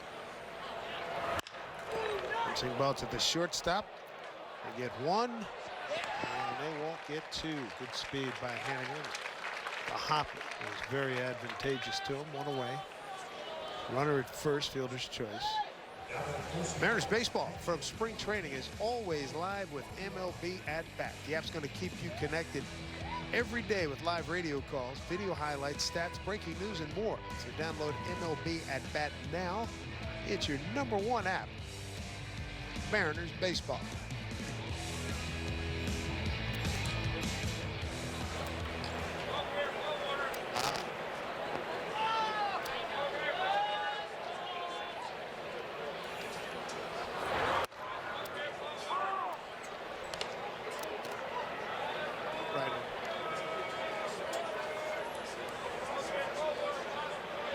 So look at Mike Margema. First plate appearance here for Mike. Good spring. 306, 2 homers, 5 runs batted in. One of the homers and inside the Parker at Cincinnati 2 weeks ago.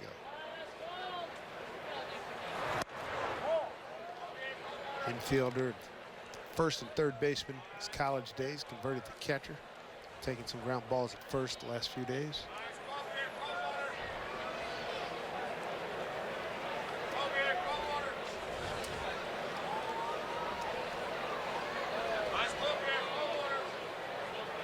Runner goes. Get the out at first. It's 2 down.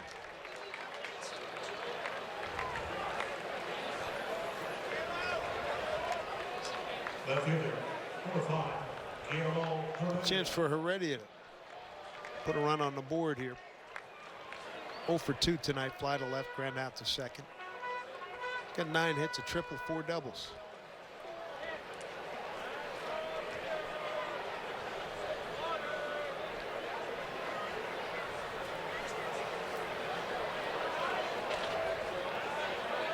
Good crowd here. Sell out here at Peoria.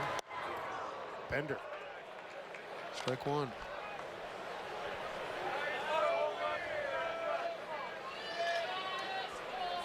Mariners at 13, 14, and 2 this spring. Cubbies at 17, 11, and 3.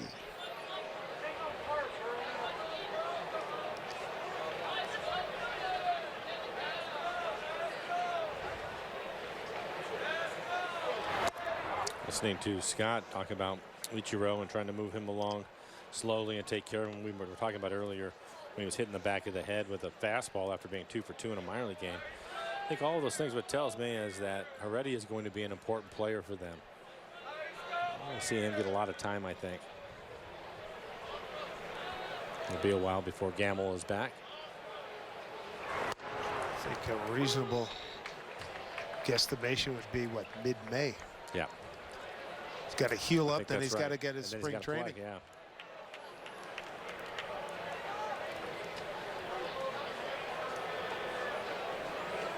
Something that we discussed earlier in the week. Scott and Mel very excited about Iwakuma. Scott talking about late May, early June for him. Look out. He's way ahead of schedule. That would be tremendous. Get him back in action.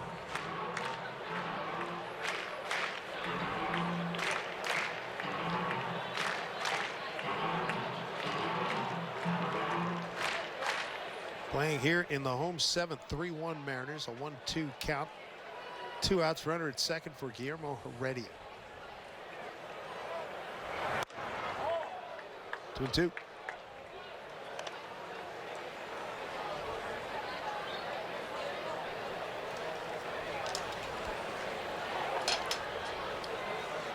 Mitch Haniger at second, good wheels out there.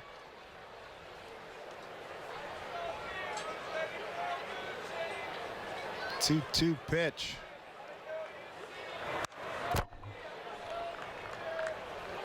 His timing's getting better all the time right there. You see the fastball was the curveball. Before that was able to stay on it. A 15-mile-an-hour separation between those 2 pitches, but it's pretty good. It's getting a little better for him.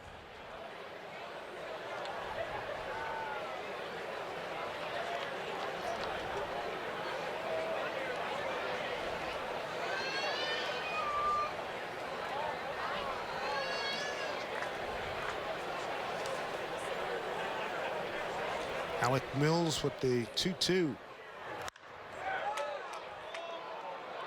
Coming on to center fielder, that's Almora, who moved over from left field to center field. Nice play to run that thing down. Runner stranded.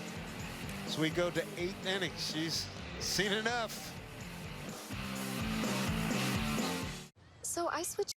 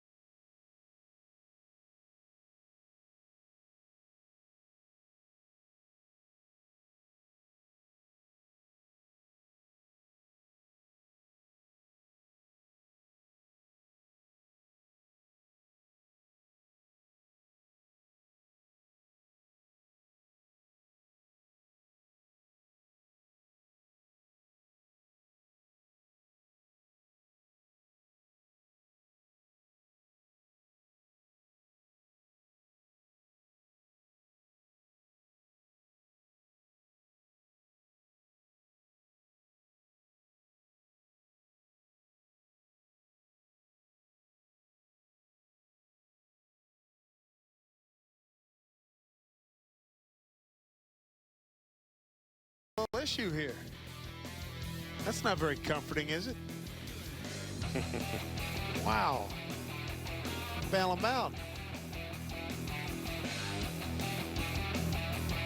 A lot easier going down the hill than back up it. You know it. Dave Sims, Mike Flowers with him. Fly ball, deep left center field. Going back Soredia. And Tommy LaStella is retired. Tommy 0 for 4. Kind of like what Miranda's done, ringing up 4 strikeouts in 2 innings. He's had a good fastball tonight. He's topped out at 94 so far. We've seen his slider a number of times. Just joining us, Felix went 3 2/3. They set a target number of 65 pitches. He hit it 3 2/3, 4 hits, a run. It was earned. First pitch home run by Ian Happ. A walk and 3 strikeouts. So he is primed. And consideration now. Sleep well. Don't get a crick in your neck or anything like that. A nice throw session in the next day or two, and he'll be ready for opening night Thursday. Overture curtain lights.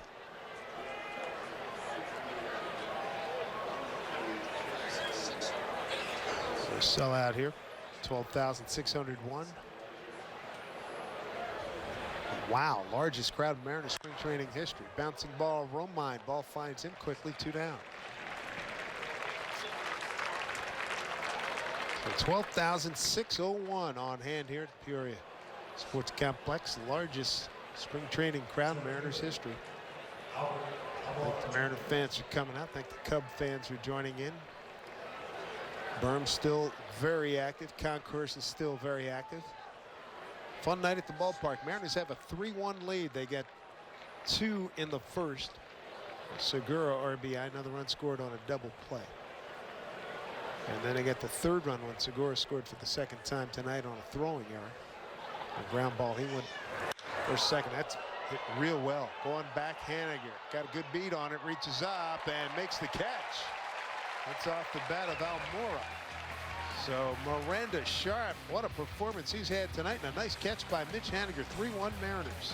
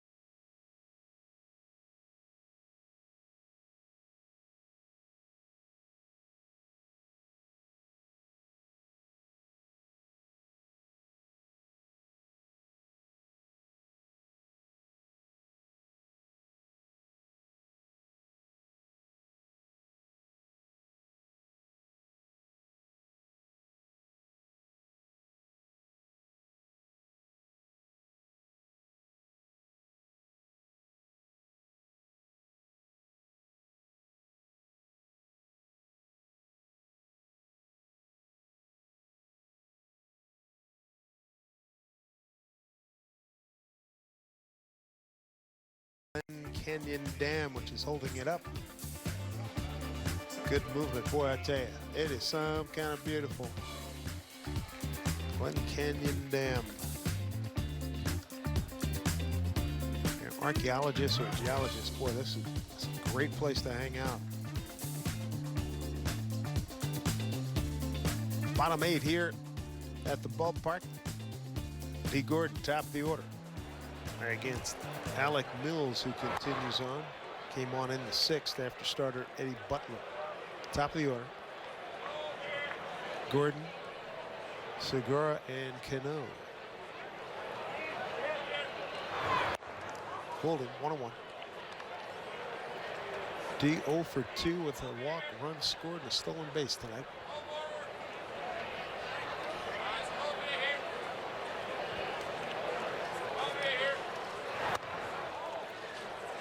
Two and one. One of the things you don't think about, but it was interesting early in camp. We were talking about D. Gordon going to center field from second base. We've talked a lot about that. But the fact that he has a long jog in between every inning. And because speed is such a big part of his game, they told him, you know, he likes, as an infielder, used to hustling on and off the field, and they didn't want him to do that. He even said, there were a couple of fans talking to him about it, but he's just following orders. So I thought that was interesting, though. Over the course of a summer, yeah, man, that can make a big difference. Throttle down. Yeah, that's a lot of extra running. Save it. 2-2 pitch. A tough play. There's that speed. Yes, sir. Base hit.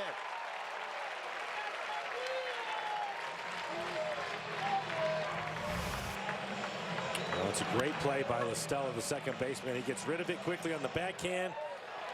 It's too much speed. Time he's been in the National League his career, well aware of D. Gordon's speed. The D take his leave.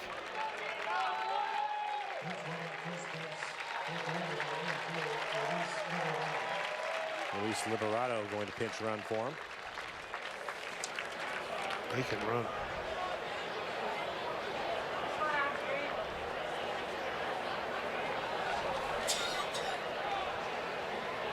Here's Segura.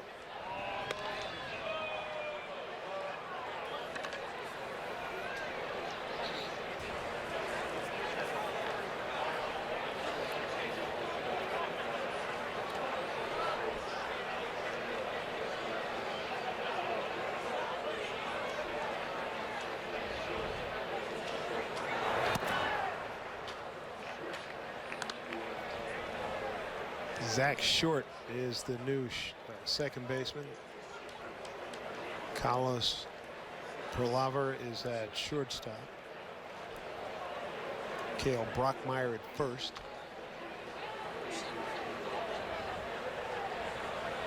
One here to Gene. Breaking ball for strike.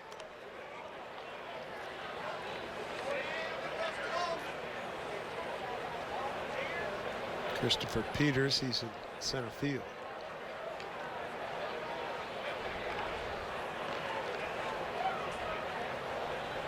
Liberado's got plus speed at first base. Pinch running for D. Gordon, his night over.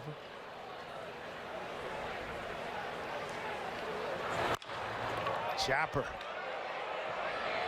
Everybody's safe. Cubs remember to cover third this time. The catcher bolted down to third as we check in with Jen Mueller.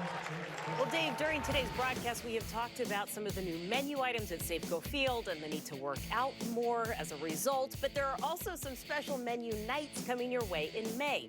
On May 3rd, it's gluten-free night when Seattle faces the Angels. On May 17th, it's vegan night as the Mariners meet Detroit. And on Thursday, May 31st, Sriracha night returns. And this year, it features Sriracha ice cream sandwiches and Sriracha donuts. For tickets and more information about the menus for each of those promotions, you can log on to mariners.com. And you can get more hungry as you think about it, Dave. Yeah, they're testing the limits, there's no question. Very impressive new lineup.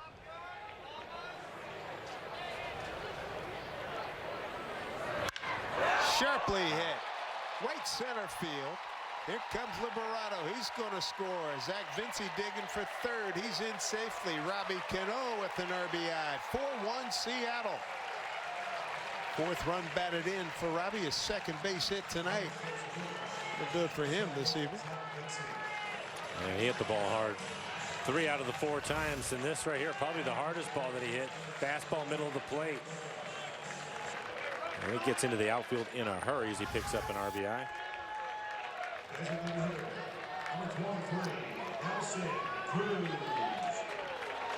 Danny Muno takes over for Cano. Pinch running for him. There's Mr. Cruz. 4-1 Mariners. Nobody out. Runners at the corners.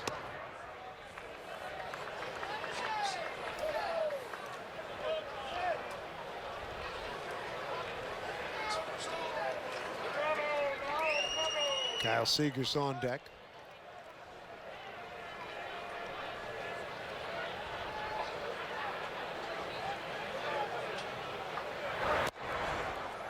Doing his best to keep the ball away from Nelson Cruz. 2-0. Well, he missed with the breaking ball a couple of times. Will he challenge him too well?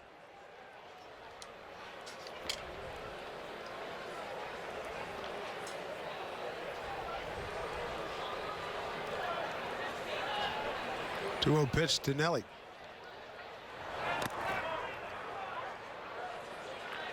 Held on a little bit too tightly. 3-0.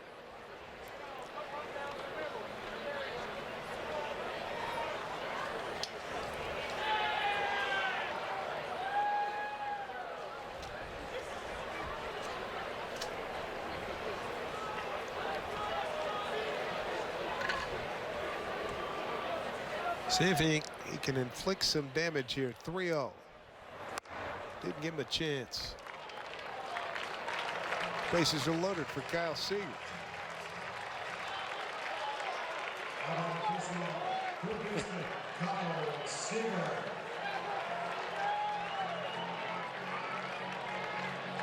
Get a pinch runner for Nelson Cruz.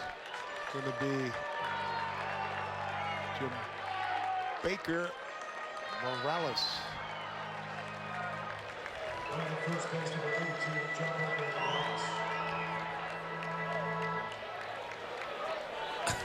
That's not something you don't see very often. Nelson Cruz ends up getting ball 4, drops his bat at home plate, which you see every day. The bat boy picks it up, and Kyle took it from the bat boy, walked up to the plate with it. So I think he's got Nelson's bat in his hand. Ooh. Want to see if he had that same distance and carry, right? Started him with a pretty good changeup, though.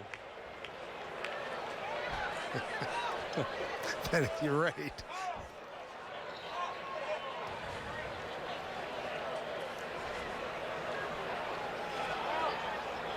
Well, Kyle 0 for 3 tonight. Wanted to try something different.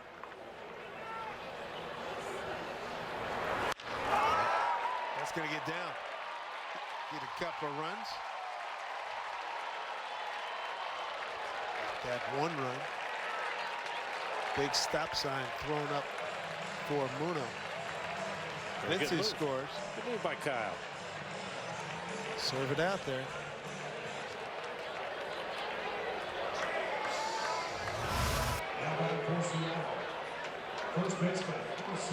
Eugene Helder will go on to run for Kyle.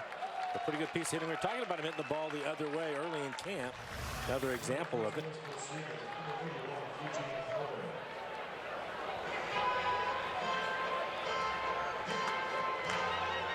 Eugene Helder. Helder, H-E-L-D-E-R. Young man had an opportunity to play a little bit this spring. First plate appearance here for Andrew Roma. Taking place of Ryan Healy at first base. 6th man to the plate here in the 8th inning. Nobody out, bases loaded. 2 runs in, 5-1 Seattle.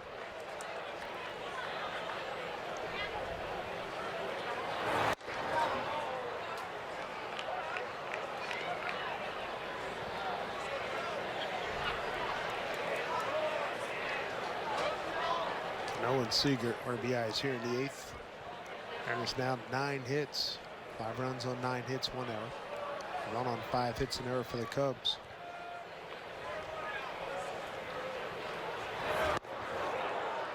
One.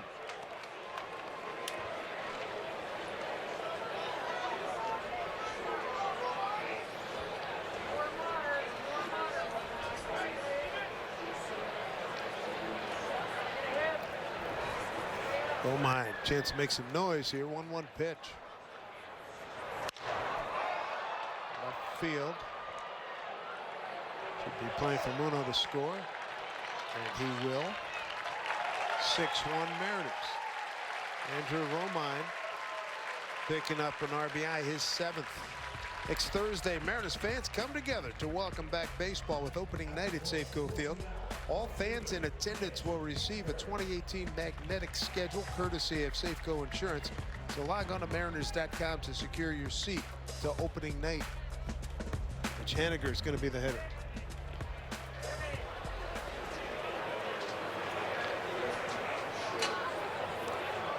So 1 out. Muno scores. Runners at first and second, 1 out.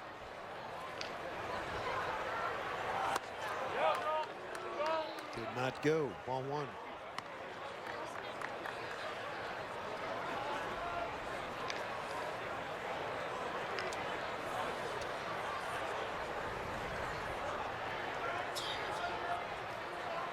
Productive inning here for the Mariners, looking for more. 1 out. Runners at first and second. Haniger 0 for 3.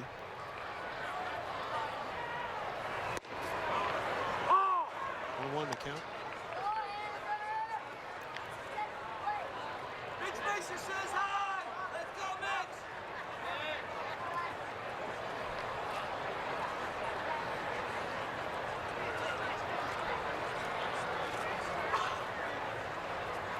Alec Mills, 26-year-old out of Tennessee. A looper, that's going to get down.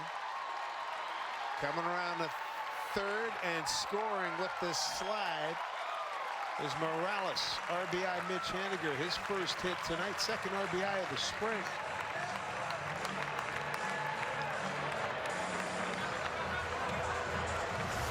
And we'll take another look at it. Solid base hit into left field. Throw the ball with authority a couple of times tonight. Left fielder slipped a little bit when he was trying to make the throw.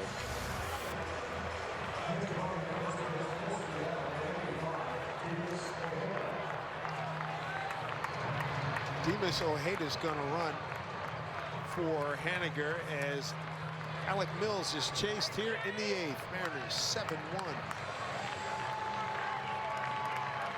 More in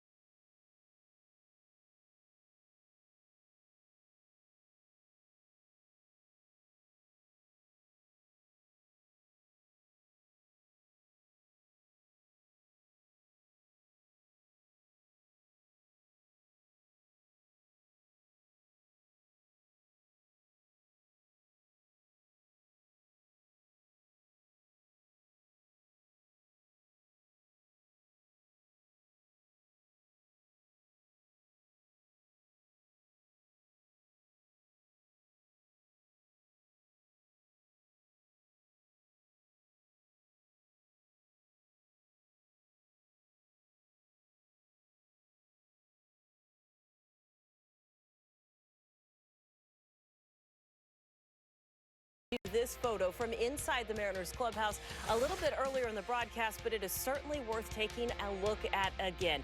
It is the Mariners supporting Braden Bishop, and you can see that manager Scott Service made up shirts in support of Braden and his mom in her fight against Alzheimer's. The t-shirts featured the hashtag #4Mom. And this spring, Braden has donated money for each hit to help fight the disease.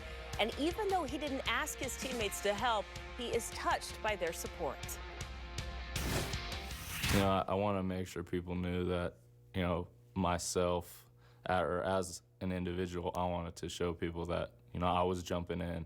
You know, I was going to pledge money myself based off, you know, the hits that I get during spring training. And then I asked a couple guys who I have gone through the system with, who are now with other teams, or I've grown up with, and they wanted to be involved as well. And that wasn't my goal from the start. You know, I didn't expect people to jump in with me. But like you said, I mean, the outpouring of support has been unbelievable and totally surprised me and exceeded my expectations to this point. It's not just his teammates, but there are fans, media members. I'm one of them who is pledging money for every hit Braden collects during spring training. That is 10 so far. And Dave Sims, this is an interview and a story that I never want to have to tell because it's just something you never want to have to see somebody go through. But boy, Braden handles it with such class, and he is such a fantastic young man in this organization. He has been extraordinary, and it's one of those maladies that hopefully the science world will at some point, hopefully in our lifetime, to be able to cure, because it is one insidious disease. Something that he talked about in last spring. Just talked to him last spring training. He was talking about it then. I'm not surprised to hear the teammates jumping in with him though.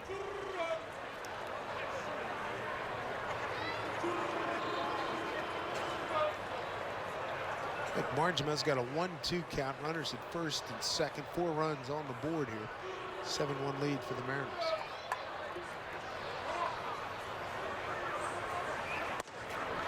Three goal. Didn't like it. Roy Torres. There's 2 away. And one of our guests from earlier in the broadcast, Kirk Neuenhuis, swinging bat. It's been hot lately. We were talking about that. 3 home runs in the last 4 games, and he was telling us when he comes off the bench, likes to be a little more aggressive. That's the right way to do it, and it certainly has worked out for him so far this spring. 250, 3 homers, 7 runs batted in, 7 for 28.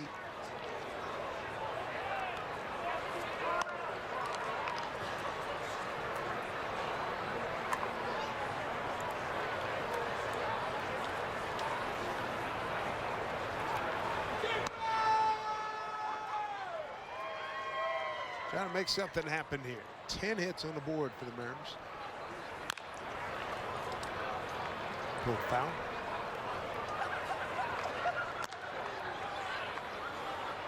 Kirk with time with Mets and Milwaukee.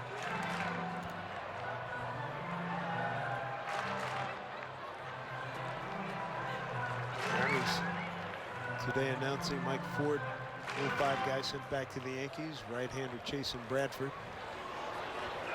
There's also option 2 Tacoma. Neuenhuis drives one center field deep. Big carry, but it's run down out there by Christopher Peters. Big inning for the Mariners as they send 9 men to the plate, but 4 more up on the board and have a 7-1 lead as we go top 9. The makers of award-winning VSB.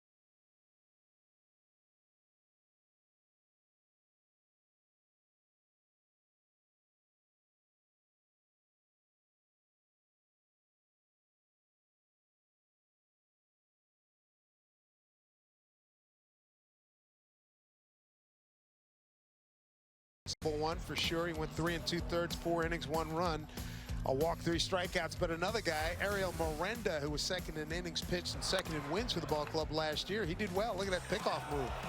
called safe, but it was a pretty good move overall. He had the good fastball tonight, 93, 94 miles an hour. We know about the changeup and the split, but I like that he used his breaking ball a little bit more. So for somebody that's fighting for a job, nice outing for him. Ryan Cook's going to take over and pitch here in the ninth.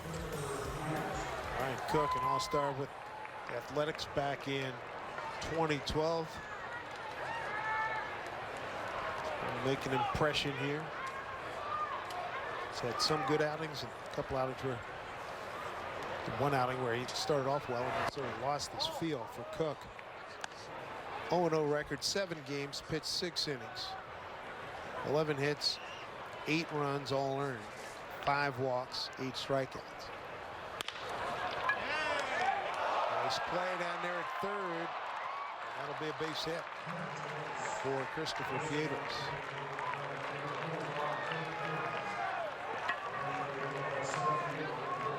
Nice play down there at third by Eugene Helder.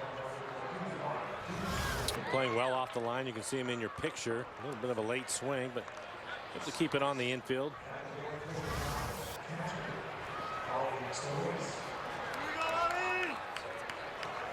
The catcher's going to swing here, Ali Solis.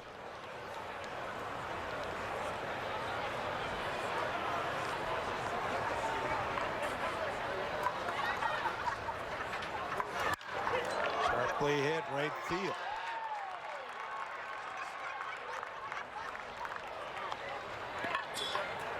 There's 2 men have reached against Cook.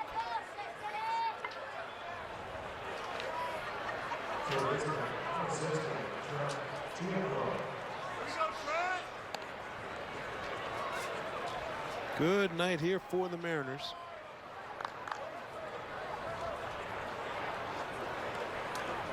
Cano with a couple of hits. Segura scored 2 runs. Got a hit.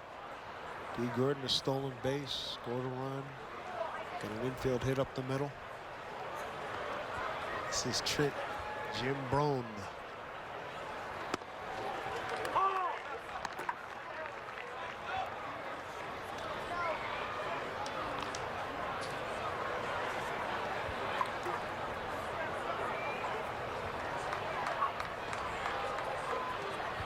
Couple of men aboard here. 1-1.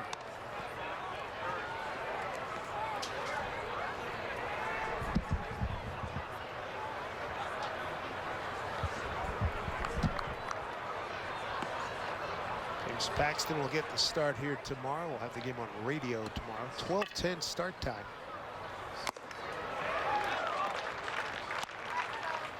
And a good fastball at 94 miles an hour.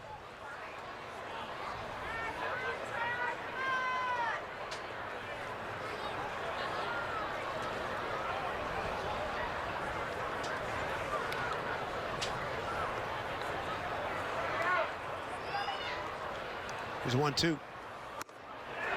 Right after, struck him out, 1 down. Checking with Jim Mueller.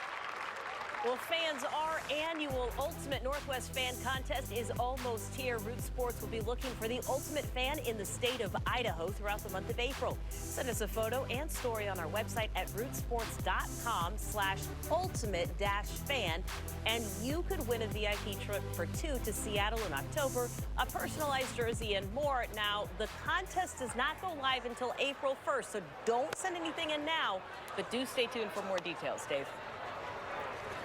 Good info. All right, Jen, thank you very much.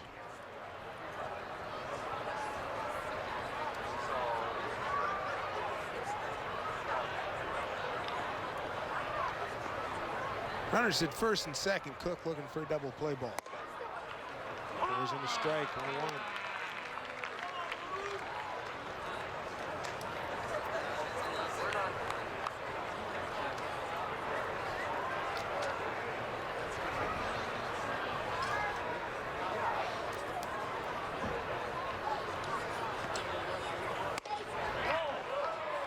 Two balls, 1 strike.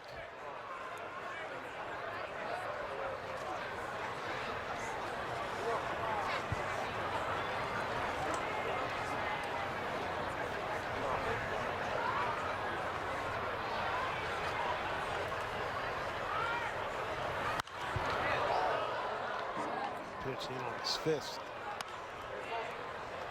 Mark Zagunis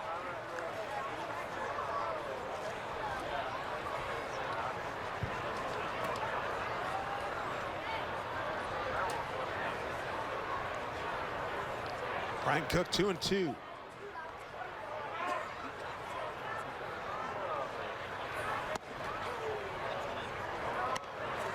Got a full count.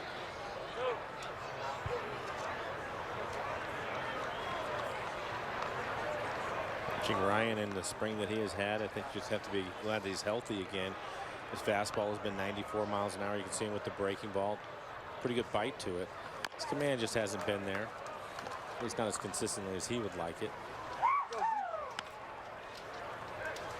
But overall, his stuff has been good. Yep.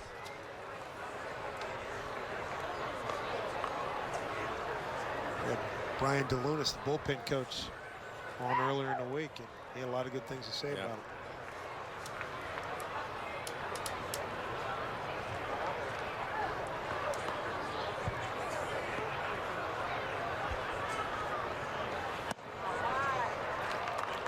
Walks Zagunis. Loads him up.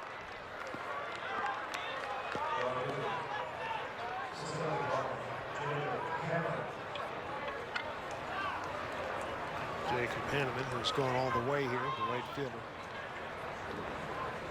Bases loaded, 1 out. 7-1 lead for the Mariners.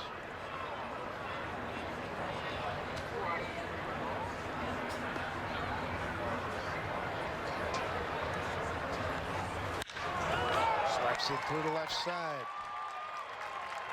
1 run will score. Everybody moves up 90. RBI for Hanneman. The 7th of the spring. And Mel Stottlemyre Jr. heading out to the mound. Look at this inning. A lot of early swings, which you would expect mostly kids in the lineup for the Cubs. They're getting after his fastball early. The 1 out was the strikeout, and he started that batter off with a breaking ball. In fact, he went 2 breaking balls in a row and was able to get him with the fastball later, so we might want to get back to that. We talk about all the time, Dave. You get these minor league kids in there, they're going to get their swings in. You're not setting them up. They're ready to hit.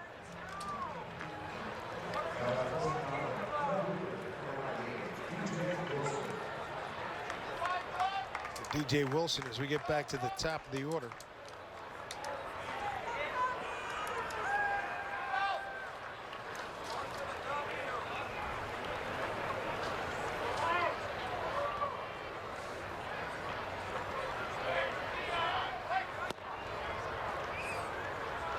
Ball 1.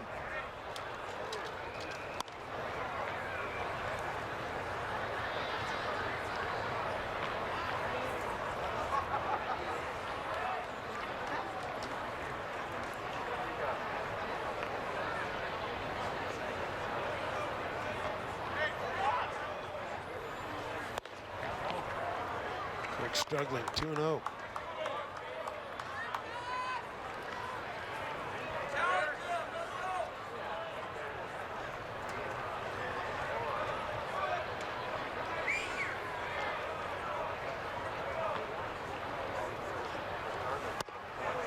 All over the place, 3-0.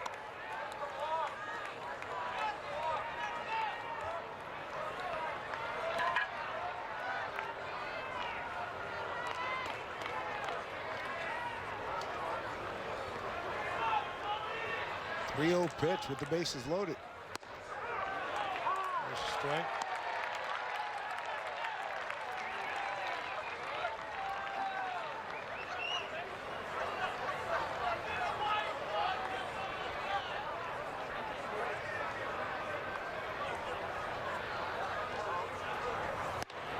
Wow. Walked him. Similar to his last outing. His command issues. Big time command issues. We have somebody starting to get loose in the pen.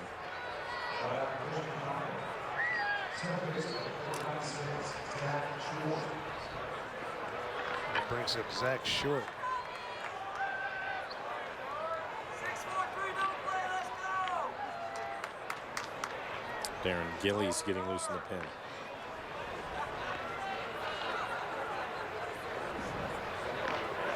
Look out. That was an off-speed pitch. You got away from him 83 miles an hour.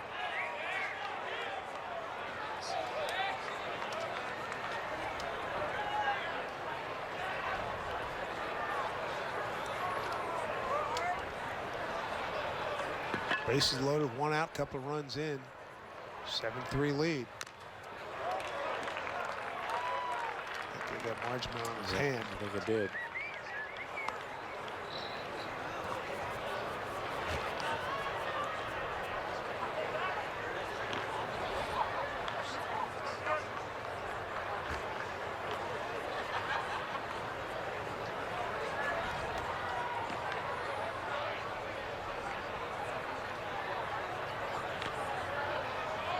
Cook trying to get out of this situation. 1-1. Check swing. Ball 2 strikes.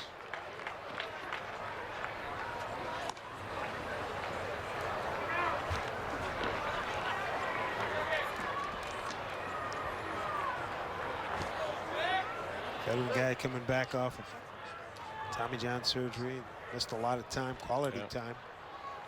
Just trying to get that field back. That's what I was saying earlier. It's good to just see where his velocity is, and he has a good bite to his breaking ball. It's just command for him overall, and you have to believe that will come back with some time.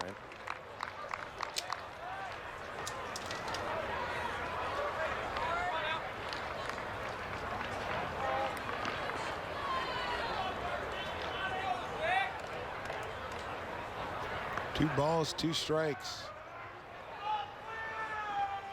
Wow. 3-2.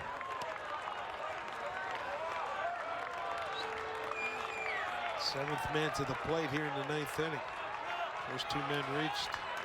Infield hit, base hit to right, a strikeout, a walk, RBI single, bases loaded walk. Gonna put him away, and he does.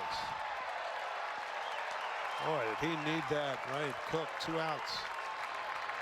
They've got a little bit of help. It's a high elevated fastball that gets him to swing through it. See the low target. That's probably a strike. Right at belt high, maybe just above the belt. Gail Bruckmeyer. Let's see him retire him. This will be probably his last batter. He's at 26 pitches in the inning. Gilly's in the pen. He looks like he's ready to go. 8th man to the plate. 2 out, bases loaded.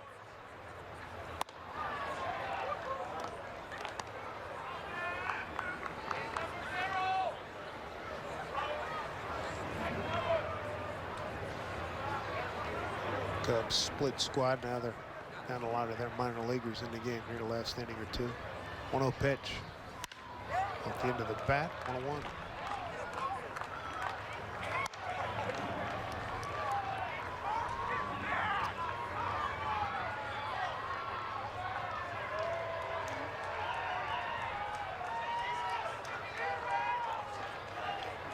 Chance to end this contest here. Top of the 9th, 7-3 Mariners. Bases loaded for the Cubs with 2 down.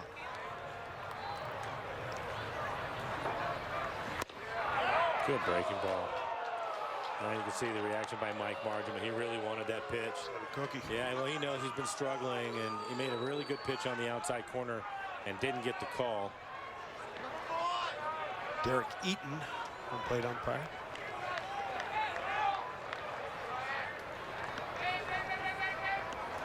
Two-one pitch. Breaking ball and a good one. 2-2.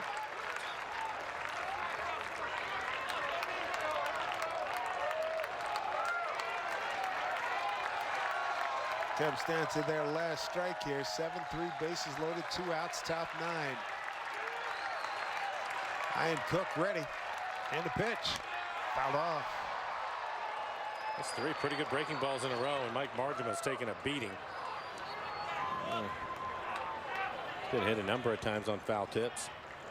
In a game like that last week too. So, was that the game in Anaheim? I think Monday. I think shoulder got hit off the mask, off the knee.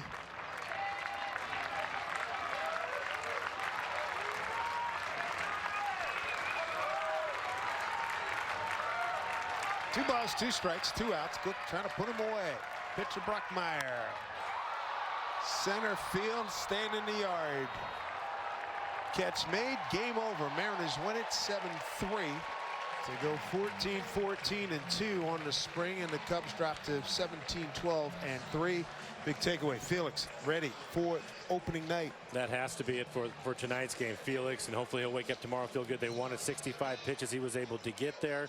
Robinson Cano looks like he's ready to go. He's locked and hit the ball hard 3 times tonight. And Ariel Miranda trying to make another impression. Good breaking ball from Ariel, and with to go along with a fastball at 94. Chaniger hit the ball hard a couple of times, but the guy we're focused in on, Felix Hernandez, is just the second start of the spring.